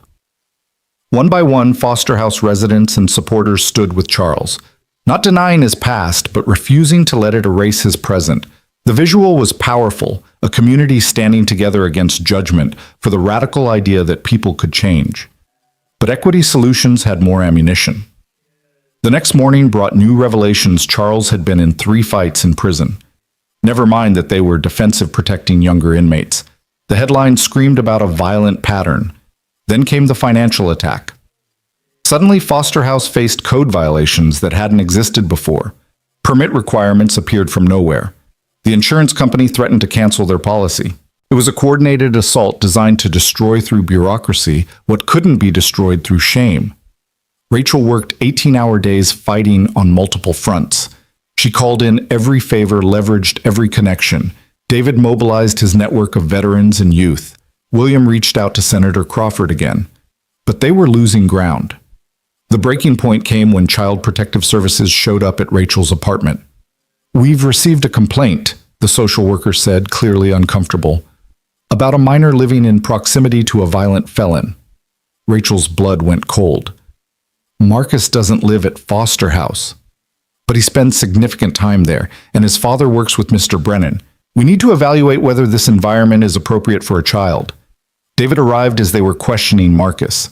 His face was stone, but Rachel saw his hands tremble. The fear of losing his son, the nightmare that haunted every struggling parent, was materializing in their living room. Marcus answered their questions with remarkable composure for an 8-year-old. Mr. Charles is my friend. He's teaching me about perspective in art. Did you know that how you see something depends on where you're standing? Maybe you should try standing somewhere else. The social worker made notes, promised to follow up, and left them in crushing silence. They're going after our son, David said quietly, dangerously. They're using Marcus to break us. Rachel had never seen him this angry. Even that night in the rain, facing an attacker, he'd been controlled. This was different parental fury mixed with veterans' tactical assessment. We can't let them win, she said. We can't let them near Marcus. So we fight smarter. That night they gathered at Foster House resident supporters, and surprisingly 3 people Rachel didn't recognize. Charles stood when they entered, tears streaming down his face. This is Mr. Park, he said, indicating an elderly Korean man. His wife, and their son. They owned the store I robbed. The room held its breath. Mr. Park spoke carefully accented English carrying enormous weight. Charles wrote us letters from prison, every week for 8 years, apologizing, sharing his recovery. We didn't respond at first, too angry, too hurt, but he kept writing. When he got out, he started sending money. Not court-ordered, just because it was right. Mrs. Park picked up the story. We lost the store. not because of the robbery, but the economy. When Charles heard he sent more, it helped us keep our apartment. Their son, a man about Charles's age, stepped forward. I hated you, he told Charles directly. You traumatized my father, but hate is heavy. Forgiveness is freedom. My parents taught me that. You've shown you've changed. That matters. Mr. Park faced the room. We came because we saw the news. They make Charles sound like a monster, but monsters don't spend years trying to repair harm. Monsters don't teach children art. Monsters don't change. Charles changed. We support him being here. The media explosion that followed shifted everything. The Park's forgiveness became the story. Equity Solutions manipulation became obvious. Public opinion swung hard toward Foster House. The code violations disappeared. CPS dropped their investigation. Jennifer Hayes was reassigned after emails surfaced showing she'd been paid by Equity Solutions for consulting.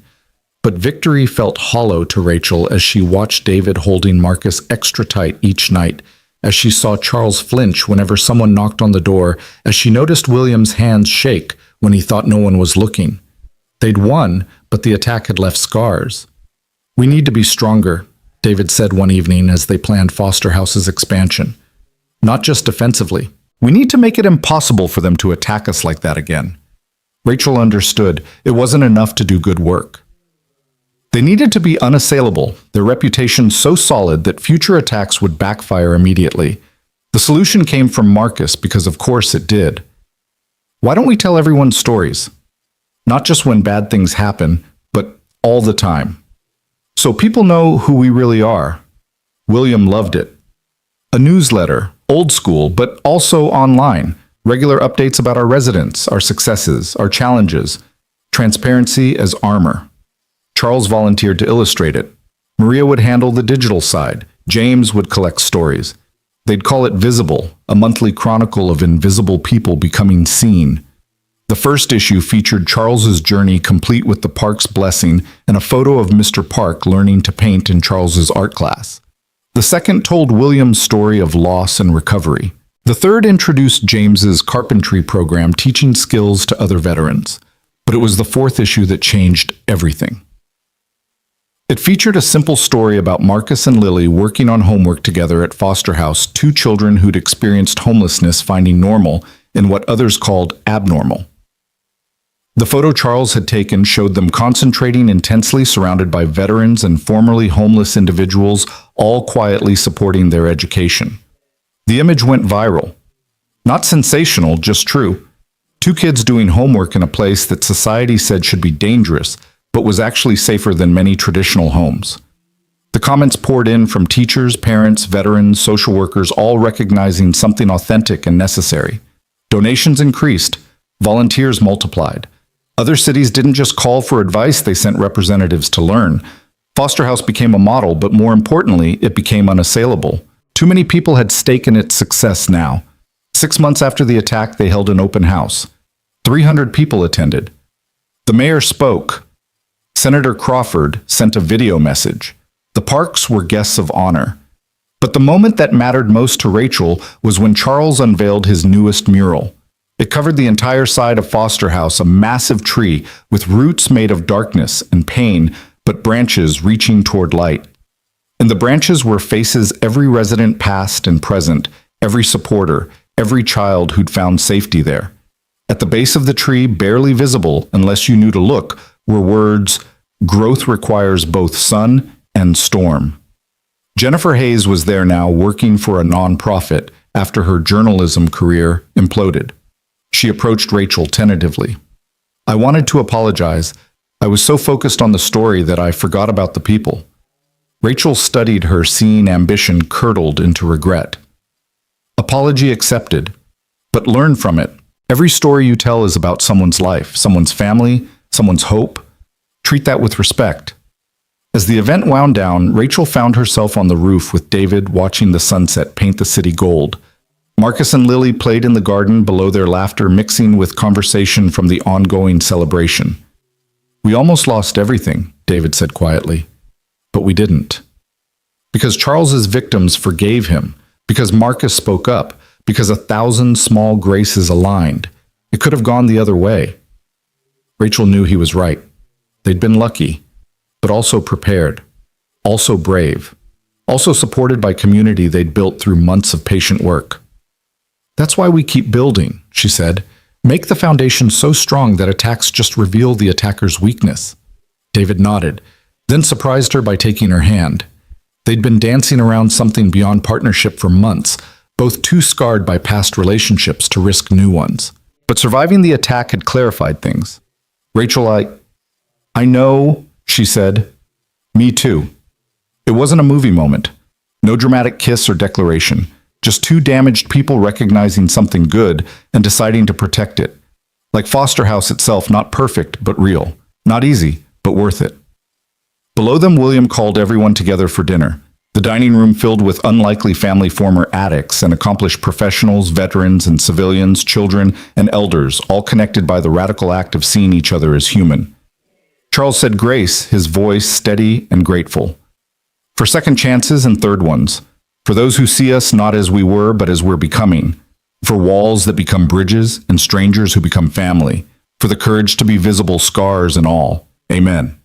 The amens echoed from 24 throats, followed by the comfortable chaos of communal dining. Stories shared, jokes told, plans made. Sarah announced she'd been promoted to head of maintenance at the shelter. James had been hired to teach carpentry at the vocational school. Maria's son had been accepted to college with full scholarship, small victories that added up to revolution. But the biggest change was in the applications. Foster House now received 50 a month. Not just veterans, but their families, friends, fellow survivors. The model was replicating Foster House 2 was already under construction, funded by a combination of government grants, private donations, and surprisingly a settlement from Equity Solutions, who decided fighting Senator Crawford's attention wasn't worth it. Rachel's phone buzzed with a text from her chief. City Council wants to give you commendation. Ceremony next week. She showed it to David, who smiled. Look at you, from troublemaker to hero. We're all heroes, she corrected. That's the point. As dinner continued below, Rachel thought about the journey from that night in the rain to now. 2 years of transformation, not just for individuals, but for the community itself. The invisible hadn't just become visible. They'd become vital. The city was safer, not because more people were arrested, but because fewer people fell through cracks. David squeezed her hand. What are you thinking? About expansion. Foster houses in every neighborhood, art programs in all of them, job training, childcare. Make the safety net so tight that no one falls through. Ambitious. Necessary. Marcus appeared in the doorway. Dad, Rachel, Mr. William wants you. He has an announcement. They descended to find William standing at the head of the table, Charles beside him, both grinning. We got the grant, William announced. The big one. Federal funding for 10 foster houses nationwide. They want us to train the directors, share our model, spread what we've built. The room erupted in celebration. Maria cried. James pumped his fist. Sarah hugged Lily, who was smiling wider than anyone had ever seen. Charles just stood there, overwhelmed by the journey from condemned criminal to national model creator. But it was Marcus who said what mattered most. We're going to help so many people. Yes, Rachel thought, looking around the room at faces that had gone from desperate to determined, from invisible to invaluable. They were going to help so many people, not through charity, but through community, not through pity, but through recognition of shared humanity. The work would be hard. There would be more attacks, more setbacks, more nights when the weight of need seemed crushing. But there would also be more moments like this victory snatched from defeat. Families forged from strangers, hope built from hopelessness. Outside, night fell on the city, but inside Foster House, light blazed. Not just electrical, but emotional, spiritual. The light of people who'd walked through darkness and chosen to become torches for others. The revolution they'd started with one saved life in the rain had become a movement, quiet but unstoppable, spreading one foster house at a time. Tomorrow, they'd start planning the expansion. Tonight, they celebrated survival and transformation. The extraordinary, ordinary people who'd refused to remain invisible, who demanded to be seen and in being seen, had changed how the entire city saw itself. Rachel caught Charles adding finishing touches to his mural by floodlight, adding one more face to the tree Jennifer Hayes painted, small but present, because even those who'd attacked them could be redeemed, could become part of the story of growth and grace. That was the real revolution, not destroying enemies, but transforming them into allies. Not winning through force, but through the irresistible power of visible humanity. It had started with David saving Rachel in the rain. It would continue as long as people chose to see each other, really, see each other and recognize that everyone deserved the chance. Charles had been given the chance, they'd all been given the chance to become more than their worst moment, more than their circumstances, more than invisible. The Foster house stood strong against the nightlights burning in every window, a beacon for the lost and a fortress for the found, proof that sometimes the best defense against darkness was simply powerfully to shine. The letter arrived on a rain-soaked Thursday morning, 3 years after that first night when David had saved Rachel's life. Marcus found it sliding under their apartment door, no postmark, no return address, just Rachel's name written in careful script. Inside a single paragraph that changed everything. Officer Turner, you don't know me, but I know what you've done. Foster House saved my brother's life. Now I need your help. There's something happening you need to see. Tomorrow 2 a.m., the abandoned Riverside factory. Come alone. Trust me like my brother trusted you. A friend who sees what others miss. Rachel showed it to David immediately. His tactical mind went to work analyzing threats, considering possibilities. It could be a trap. Equity Solutions still has grudges, or someone else we've crossed. Or it could be someone who needs help. You can't go alone. The letter says, I don't care what it says. David's voice carried the edge it got when Marcus was threatened, when family was at risk. Because that's what they'd become, family. Not officially, not legally, but in every way that mattered. I'm coming with you. Rachel knew better than to argue when he used that tone. They'd learned to read each other's limits over the years, to know when to push and when to accept. This was acceptance time. The Riverside factory loomed against the night sky like a rotting tooth, 6 stories of broken windows and rusted fire escapes. Once it had employed 3,000 people manufacturing textiles that clothed half the state. Now it sheltered rats and rumors, the kind of place where people disappeared and nobody asked questions. David, parked 3 blocks away, approached from the south while Rachel took the main entrance. They'd done this dance before him as invisible backup, her as visible presence. Their earpieces crackled with shared breath as they entered the darkness. Second floor, David whispered. Movement. Rachel climbed the stairs, each step echoing despite her efforts at silence. The second floor opened into a vast space, machinery shadows creating a forest of metal and memory. At the far end, a figure stood backlit by a camping lantern. Young, maybe 25, wearing a hooded sweatshirt that couldn't hide the military bearing. Female, Rachel realized as she got closer with eyes that had seen too much too young. Officer Turner, thank you for coming. The woman's voice was steady but strained. My name is Jessica Martinez. My brother Tony lives at Foster House. You helped him after he got back from Afghanistan. Rachel remembered Tony's severe PTSD, traumatic brain injury, suicide attempts. Foster House had been his last chance, and it had worked. 6 months of patient support, Charles's art therapy. William's veteran wisdom, and Tony had stabilized. Last she'd heard, he was working construction and dating a nurse from the VA. Tony's doing well, Rachel said carefully, because of you, because of Foster House. Jessica pulled back her hood, revealing close-cropped hair and a bruise fading on her left cheek. That's why I'm here. There are others who need what Tony got, but they can't come forward, not officially. Why not? Jessica glanced around nervously. Because they're not supposed to exist. Before Rachel could respond, footsteps echoed through the factory. Not David's careful movement, multiple people moving with purpose. Jessica's hand went to her waistband where Rachel glimpsed a pistol. Did you set me up? Rachel's hand found her own weapon. No, they must have followed you. Or me. Damn it!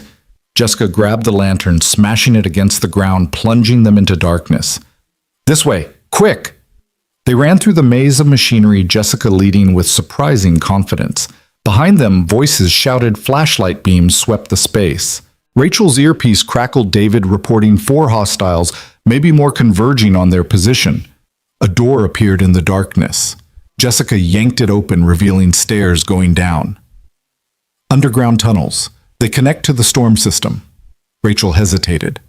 Following an armed stranger into underground tunnels violated every protocol, but something in Jessica's desperation, her genuine fear, made the decision. They descended into darkness that smelled of rust and decay. The tunnel stretched ahead, barely tall enough to stand upright.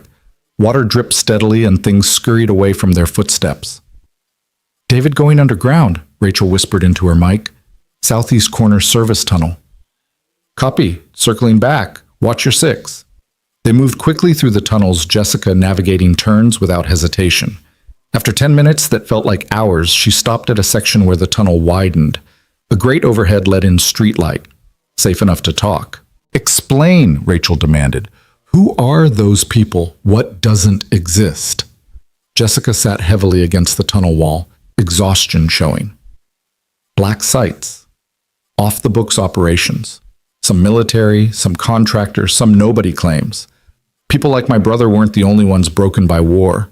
Some got broken by what they were ordered to do after. Things that officially never happened. Rachel felt cold that had nothing to do with the tunnel.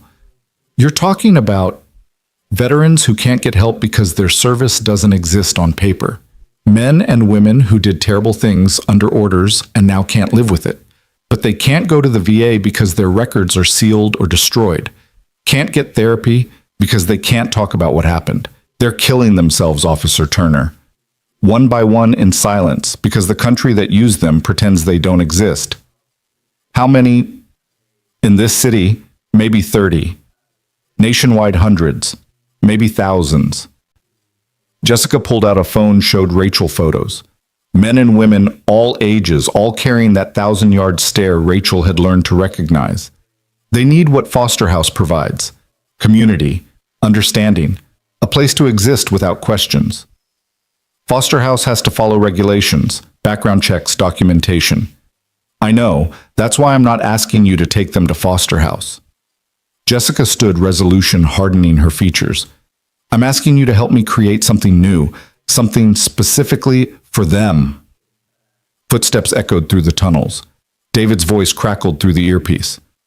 "They're in the system, multiple entry points. You need to move." Jessica led them deeper through passages that narrowed and widened past junction points marked with symbols Rachel didn't recognize. Finally, they emerged through a drainage grate into an alley behind a row of warehouses. A van waited, engine running. Behind the wheel sat a man Rachel recognized with a shock, Michael Reeves, who'd supposedly died in Syria 2 years ago. She'd attended his memorial service, comforted his widow. "Hello, Officer Turner," Michael said quietly. "Sorry about the funeral. It was necessary." The world tilted. Rachel grabbed the van for support. "You're dead. Your wife, your kids, they think you're dead. It's better than knowing what I became, what I did." His hands gripped the wheel with white-knuckle force. "Get in! Those weren't random thugs in the factory. They're contractors cleaning up loose ends. We need to move." David materialized from the shadows, weapon drawn, but not quite aimed. "Rachel, what the hell is happening?" "I wish I knew." She made a decision based on instinct, the same instinct that had made her stop that night in the rain. "We're getting in the van." The ride was silent, except for Jessica giving directions. They ended up at a warehouse that looked abandoned from outside, but hummed with hidden life inside. The space had been converted, military precision evident in the layout. Cots lined one wall, a kitchen area occupied a corner, and a dozen people looked up as they entered. Rachel recognized the look in their eyes, the same haunted exhaustion she'd seen in David when they first met, in William dying in the textile factory, and Charles fighting his past. But underneath was something else: fear of discovery, of consequences for things they couldn't speak about. "This is our shelter," Jessica explained. "Unofficial, unfunded, probably illegal. We pool resources, share food, watch each other's backs. But we're drowning. 3 suicides in the last month. We need real help, but we can't exist officially." An older man approached, grizzled and wary. "You brought a cop here." "She's different," Jessica insisted. "She helped Tony. She understands." "Nobody understands unless they've been there." The man's accent suggested Eastern European origins. "Unless they've done things that don't go in reports, that don't get medals, that eat you alive from inside." David stepped forward. "Kandahar, 2009. Operation Red Wing." The The man's eyes widened. That didn't happen. No, it didn't. But I was there. Second squad covering extraction. David pulled up his sleeve, revealing a scar Rachel had never asked about. Phosphorus burns from the warehouse fire, the one that killed those kids. Silence descended like a weight. The man studied David for a long moment, then nodded slowly. You understand. Rachel felt the ground shifting beneath her feet. David had never told her about Red Wing, about kids dying, about operations that didn't exist. How many secrets did the man she loved carry? We're not asking for much, Jessica continued. Just someone to know we exist. Someone who can maybe help when one of us is in crisis. Someone who won't ask questions we can't answer. You're asking me to operate outside the law? Rachel said carefully. We're asking you to operate inside humanity, Michael corrected. The law doesn't account for us. We're ghosts, but we're still human. We still need help. Rachel looked around the warehouse shelter, counted 15 people, maybe 20, each representing service that couldn't be acknowledged, trauma that couldn't be processed, sacrifice that couldn't be honored. What about therapy medication? There's a doctor, Jessica said. Former Navy. She was at Guantanamo involved in enhanced interrogation. She can't practice officially anymore, but she helps us. And there's a VA psychologist who sees us off the books, risks his license every session. But it's not enough.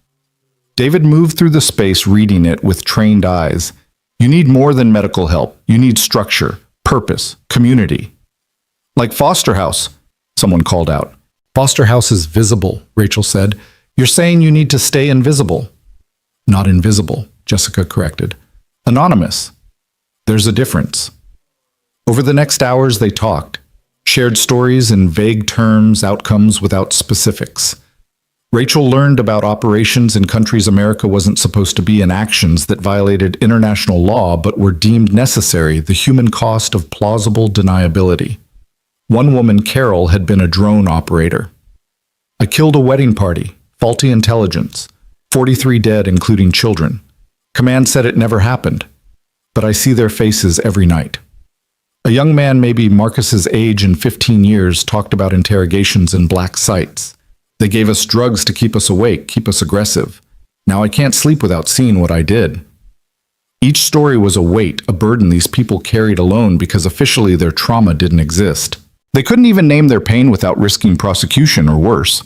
What do you need? Rachel finally asked. A place, Jessica said, like this but better. Legal enough that we won't be rated, anonymous enough that we won't be found, and someone to bridge the gap between us and the resources we need. Rachel's mind raced through possibilities. Property laws, zoning regulations, ways to create something that existed in the gray spaces of bureaucracy. It was possible maybe, but it would require careful navigation. I need time, she said, and I need to talk to some people. Carefully, Michael warned. The people in the factory, they're watchers, making sure we stay quiet, stay hidden. If they think we're becoming a problem, he didn't need to finish, Rachel understood. These people weren't just traumatized, they were potential liabilities to powerful interests who preferred their sins stayed buried. Back in the van driving toward dawn, David was quiet. Finally, Rachel asked, Red Wing what? Classified. Even talking about it could mean federal prison. He paused. But yes, it happened. Yes, children died. Yes, I was there. And yes, I understand why those people need help. Why didn't you tell me? Because loving someone means protecting them from your worst parts. Because some secrets are prisons, and I didn't want you locked in with me. Rachel reached over, taking his hand. We're already locked in together. Your demons are my demons. That's not how it works. That's exactly how it works. Family means carrying each other's weight. They drove in silence until David suddenly pulled over. There might be a way to help them. How? Remember Father Miguel from the shelter? Rachel did. An ancient priest who ran a soup kitchen and never asked questions about the people he served. His church was one of the oldest in the city, with Byzantine property rights that predated modern zoning laws. He has that abandoned rectory, David continued, the one behind the church. 3 stories, good bones, isolated enough for privacy, but close enough to resources. Would he do it? Miguel was a chaplain in Vietnam. He knows about secrets that eat souls he might understand. They met with Father Miguel that afternoon in his cluttered office that smelled of coffee and old books. The priest listened without interrupting as Rachel explained carefully, vaguely, about veterans who needed help but couldn't exist officially. "Ghost soldiers," Miguel said when she finished. "I've known many. They confess to me sometimes things that happened in places that don't exist to people who were never there." "Can you help?" Miguel studied them with eyes that had seen 7 decades of human frailty and resilience.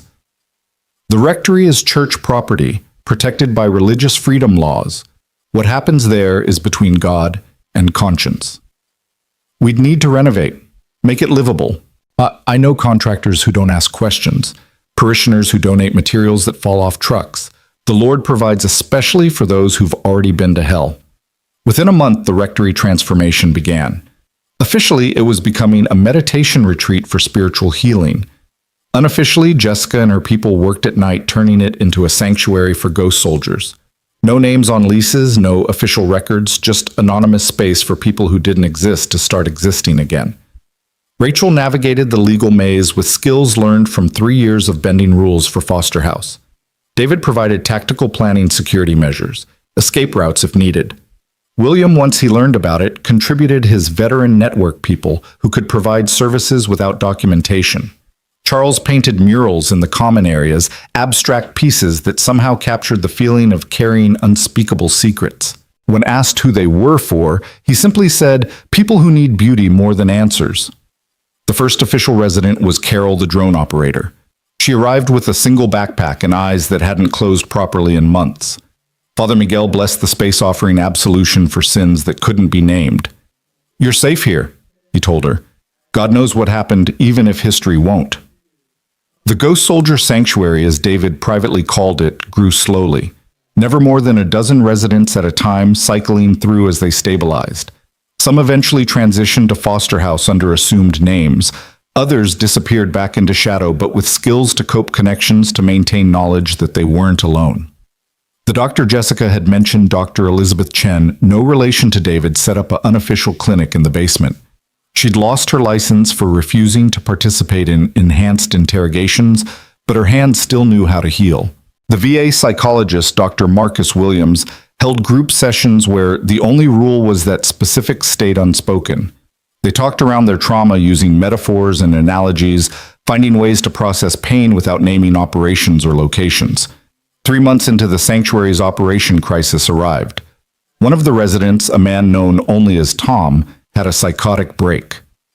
Flashbacks to something that happened in Somalia or maybe Yemen, geography blurred when operations didn't exist. He barricaded himself in his room with a weapon, seeing enemies in shadows. Rachel and David responded to Jessica's call. The police couldn't be involved, too many questions. The VA couldn't help, Tom didn't exist in their system. It was just them facing a trained operator in full paranoid crisis. "Let me try," David said, and Rachel heard in his voice the echo of his own breaks, his own nights fighting wars that had officially ended. David sat outside Tom's door for 6 hours, talking softly about nothing and everything, about Scout's loyalty, about Marcus's drawings, about the way rain sounded different after combat, how it could trigger memories or wash them clean, never asking Tom to respond, just creating a bridge of words between crisis and calm. Finally, Tom's voice came through the door. "I killed kids, not intentionally, but they're still dead." "I know," David replied. "I carry mine too. 7 of them in a warehouse that burned because of bad intelligence." "How do you live with it?" "By helping other kids live.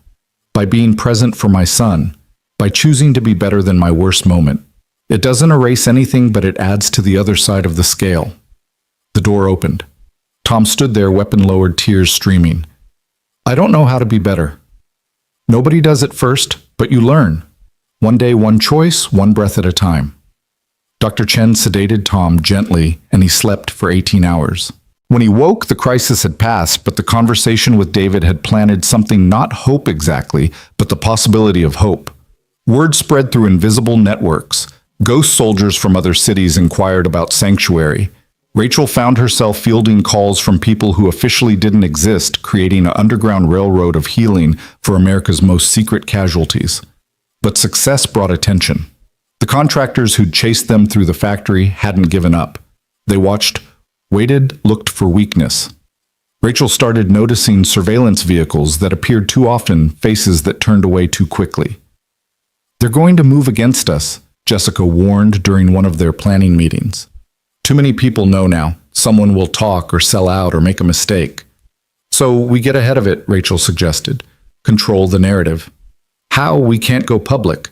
Half these people would be arrested or assassinated if their stories came out." David had been quiet, but now he spoke. "We don't reveal the stories, we reveal the need." He outlined a plan that was ambitious and dangerous. Invite select journalists, the kind with reputations for protecting sources. Show them the sanctuary without revealing operations or identities. Create public pressure for official recognition of ghost soldiers without exposing individual ghosts. "It's risky," Father Miguel said, "but so is doing nothing." They chose carefully. 3 journalists with track records of ethical reporting and source protection. Rachel coordinated the visits, David provided security. Jessica managed the residents' anonymity. The stories that emerged were masterpieces of revealed truth and protected secrets. Veterans who don't exist.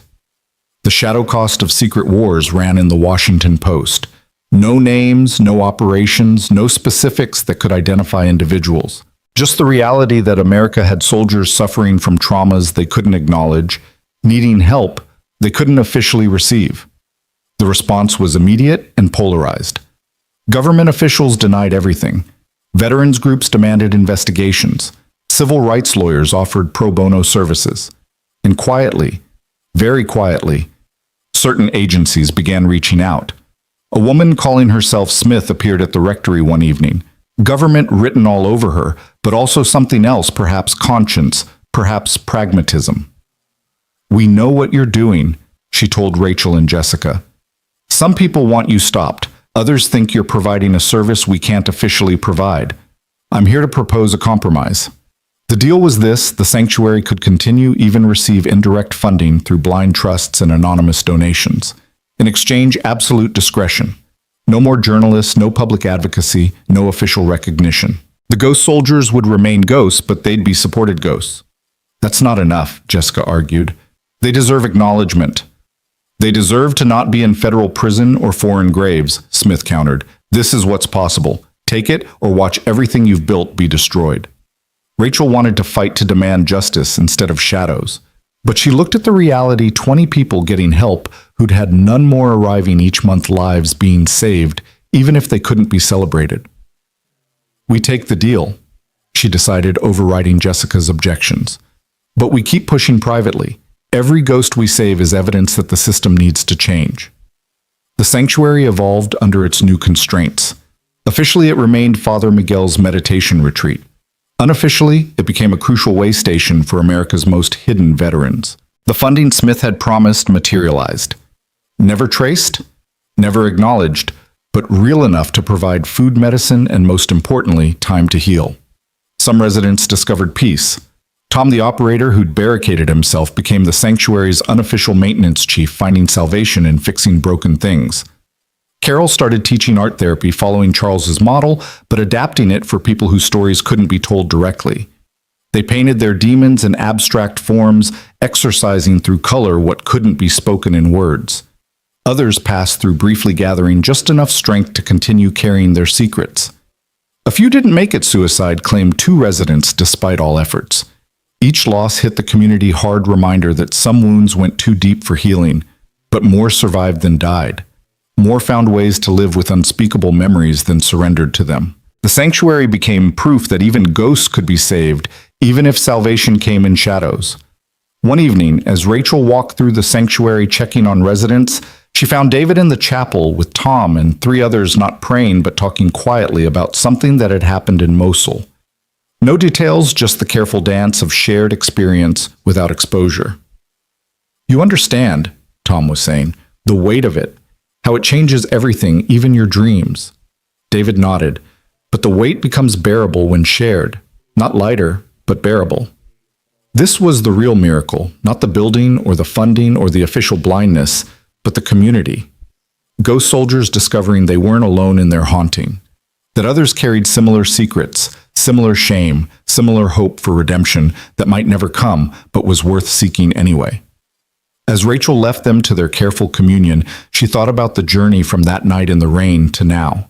How saving one life had led to saving dozens, then hundreds. How David's courage had inspired her courage, which had inspired Jessica's, which had inspired countless others. Foster House now had 6 locations nationwide, all thriving. The Ghost Sanctuary remained singular but served as a model for similar underground efforts in other cities. The invisible were becoming visible even if some had to remain in shadow for safety. Her phone buzzed text from Marcus, now 11, and even more perceptive. "Dad's at the sanctuary again. Tell him dinner's at 7, and tell Tom his dog is welcome too. Scout needs friends."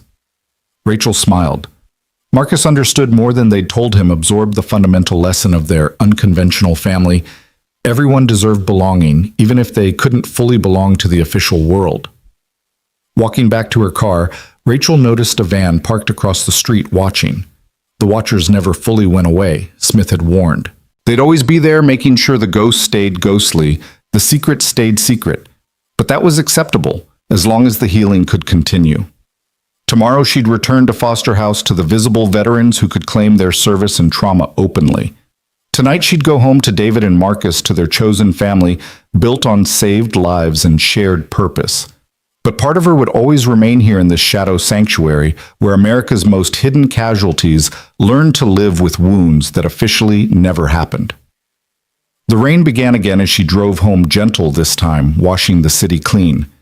She thought of William now, managing 3 foster houses, of Charles, whose art hung in galleries under a pseudonym because his past still followed him, of Sarah and Lily, thriving in their new life, of all the invisible people made visible, and those who had to stay invisible but didn't have to stay alone. The call came at 3 a.m. on a Tuesday that had started like any other, with Rachel finishing paperwork while David helped Marcus with algebra homework that had gotten considerably more complex now that the boy was 14. The phone's shrill ring cut through the apartment's peaceful rhythm, and Rachel knew before answering that their carefully constructed world was about to shift again. "Officer Turner." The voice was young, scared familiar, but not immediately placeable. "It's Lily, Sarah's daughter, my mom. Something's wrong. She won't wake up, and there's so much blood." Rachel was moving before the sentence ended, David already grabbing his keys. Marcus stirring from his room with the instinct of a child who'd learned to read crisis in adult movements. "Lily, did you call 911? "Yes, but there's something else. There's a man here. He says he's my father. He says he's taking me when the ambulance comes. Officer Turner, I don't want to go with him." The address Lily gave was 20 minutes away, but David made it in 12 running red lights, with the kind of precision that spoke of escape routes practiced in darker times. Rachel called it in as they drove. "Domestic disturbance possible, kidnapping attempt, officer responding." She didn't mention that she was off duty, that this was personal, that Sarah and Lily had become family in every way that mattered. They found chaos. Ambulance lights painted the apartment complex in alternating red and white, paramedics working on Sarah, who lay unconscious on the kitchen floor, a pool of blood spreading from a head wound. Lily stood in the corner, a uniformed officer between her and a man Rachel recognized with a cold shock, Derek Matthews, Sarah's ex-husband, the one she'd fled from, the reason she'd been living in her car when David found her. "That's my daughter," Derek was saying, his voice carrying the reasonable tone of someone used to manipulating authority. "Her mother is obviously unfit. I have rights." The uniformed officer, young and uncertain, looked relieved when Rachel arrived. "Turner, this gentleman says he's the father. He has documentation." Rachel looked at the papers. Derek held custody documents from 3 years ago, before Sarah had fled, before the restraining order, before Foster House had given them sanctuary. Technically valid if you didn't know the history, if you ignored the bruises Sarah had hidden, the terror Lily had lived with. "Those are outdated," Rachel said calmly, though calm was the last thing she felt. "There's a restraining order. He's not supposed to be within 500 feet of them." Derek's expression shifted, the mask slipping slightly. "That was a misunderstanding. Sarah was emotional, made accusations. I've been in therapy. I have rights as a father."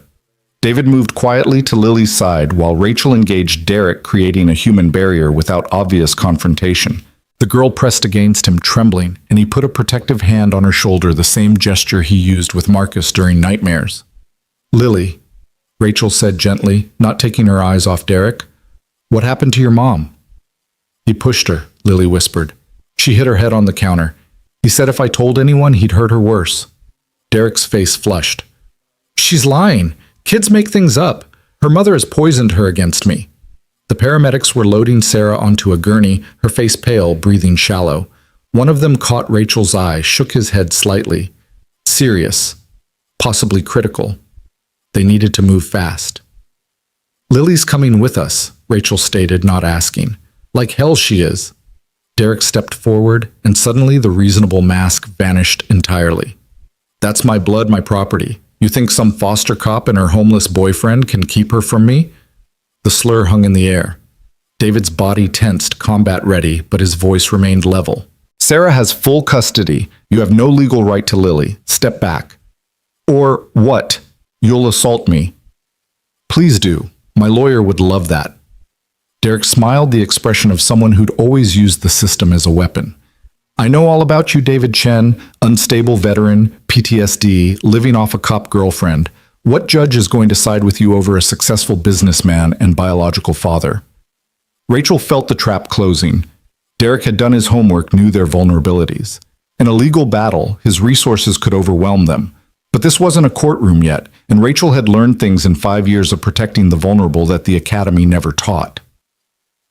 "Officer Martinez," she called to the young cop, loud enough for the gathering crowd to hear. "Please note that Mr. Matthews just admitted to being present when Sarah was injured. Given Lily's statement that he pushed her mother, he needs to be detained for questioning." "That's ridiculous. It's procedure." Rachel's voice carried the authority of someone who knew exactly how to weaponize bureaucracy. "Lily, you're coming to the station to give a formal statement. Mr. Matthews, you can call your lawyer from holding."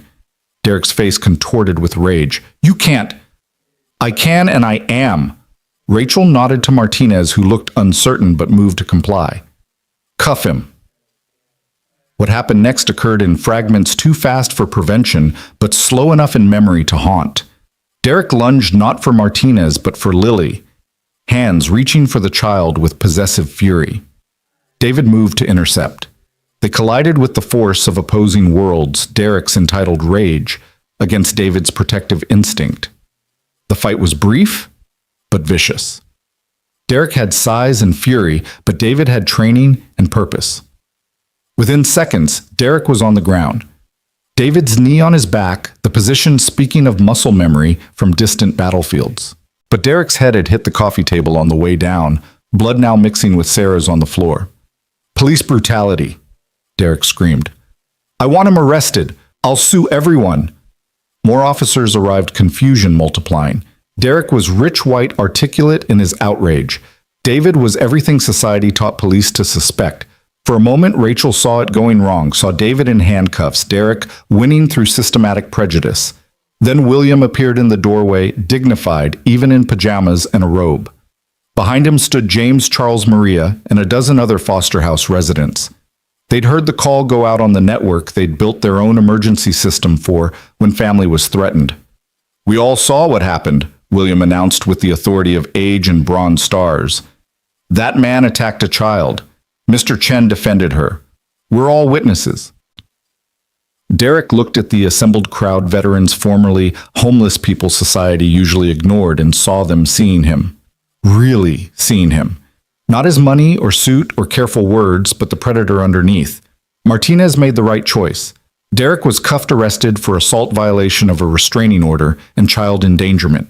As they led him away, he snarled at Rachel. "This isn't over. I'll destroy all of you. That girl is mine by blood." "Blood doesn't make family," Marcus said quietly from the doorway where he'd been watching. "Choice does." The wisdom of a 14-year-old who'd learned it the hard way silenced Derek more effectively than any threat. At the hospital, Sarah remained unconscious. Traumatic brain injury, the doctors said. Unclear if she'd wake up, and if she did, what capacity she'd have. Lily sat in the waiting room, suddenly orphaned by violence, even though her mother still breathed. "What happens to me?" she asked Rachel, in a voice too small for her 11 years. Rachel looked at David, saw her answer reflected in his eyes. You come home with us. We're your emergency contacts, your guardians if needed. Sarah set it all up years ago after Foster House. She knew Derek might come back. But Derek wasn't done. Within 48 hours, his lawyers filed for emergency custody. His argument was simple and potentially effective: biological father with resources versus unrelated guardians with complicated histories. He painted Rachel as a rogue cop who bent rules, David as an unstable veteran with violent tendencies, Foster House as a dangerous environment for children. The initial hearing was a disaster. Derek's lawyer, Margaret Stone, was the kind of legal predator who specialized in custody battles where money mattered more than merit. She had investigators who dug up everything: David's classified missions that looked suspicious in their redaction, Rachel's disciplinary warnings for excessive humanitarian involvement, Charles's criminal record, the ghost sanctuary that looked like conspiracy on paper. Your Honor, Stone argued, we have a biological father of means and standing versus a collection of social experiments. Foster homes for criminals, secret shelters, a police officer who operates outside the law. Is this really the environment for a traumatized child? Judge Patricia Hawkins, new to family court, looked overwhelmed by the competing narratives. On paper, Derek looked stable, successful, reformed. The restraining order was old, his therapy records, carefully curated, showed progress, and his resources were undeniable. Rachel and David's lawyer, a public defender named Janet Ross, who was brilliant but overworked, did her best. But she had 20 other cases and no investigators. The system that had saved so many was working against them now. That night in their apartment with Lily, trying to sleep in Marcus's room while nightmares stalked her, Rachel and David strategized with the Foster House community. They needed something decisive, something that would show who Derek really was beneath his careful presentation.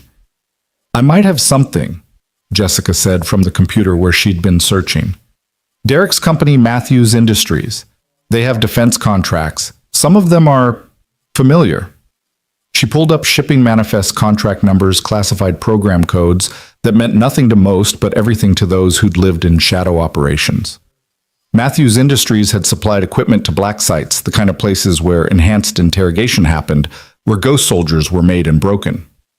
He profited from our pain, Tom said quietly, recognizing a requisition number from a place he couldn't name but would never forget. It's not enough, Rachel said. The contracts are legal even if what they supplied wasn't ethical. Judge won't care. But Senator Crawford might, William suggested. He's been pushing for investigation into contractor accountability. This connects. The plan they hatched was complex, dangerous, potentially illegal. But Lily's future hung in the balance, and they'd all learned that sometimes the system required creative pressure to bend toward justice.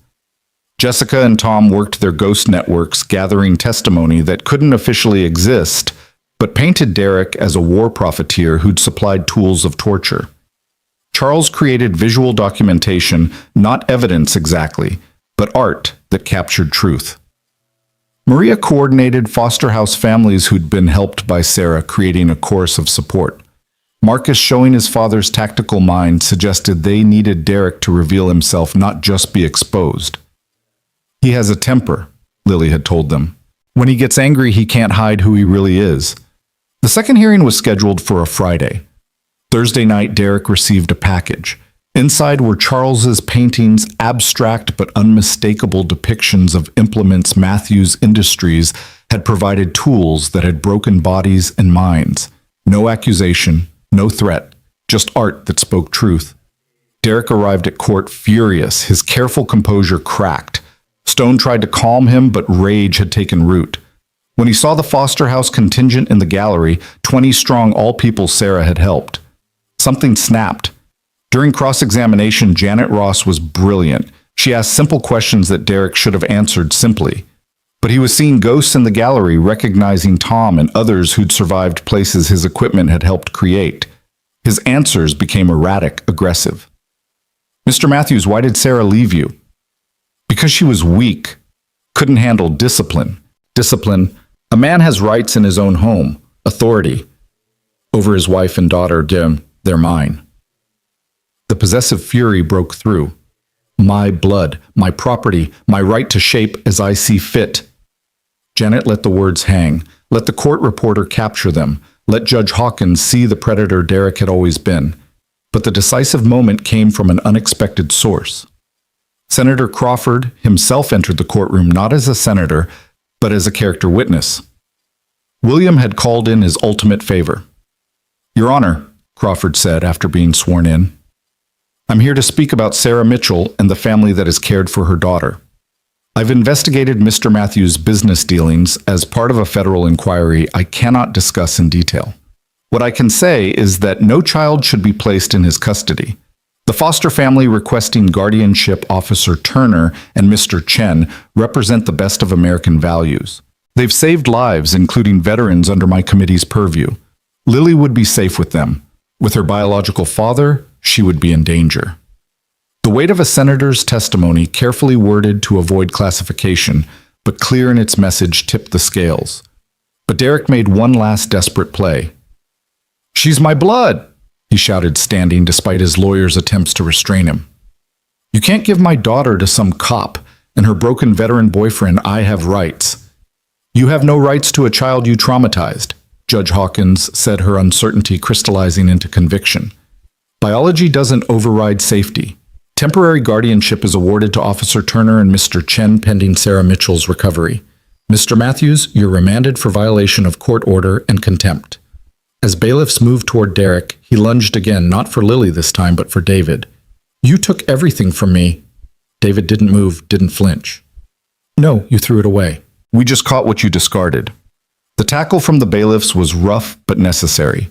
Derek went down screaming about lawsuits and revenge, but his voice faded as they dragged him away.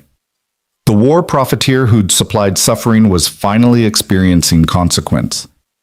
In the hallway, after Lily hugged David and Rachel simultaneously, her thin arms trying to encompass both. "Does this mean I can stay as long as you want?" Rachel promised. "What about Mom?" That was the harder question. Sarah remained unconscious, machines breathing for her brain activity, minimal but present.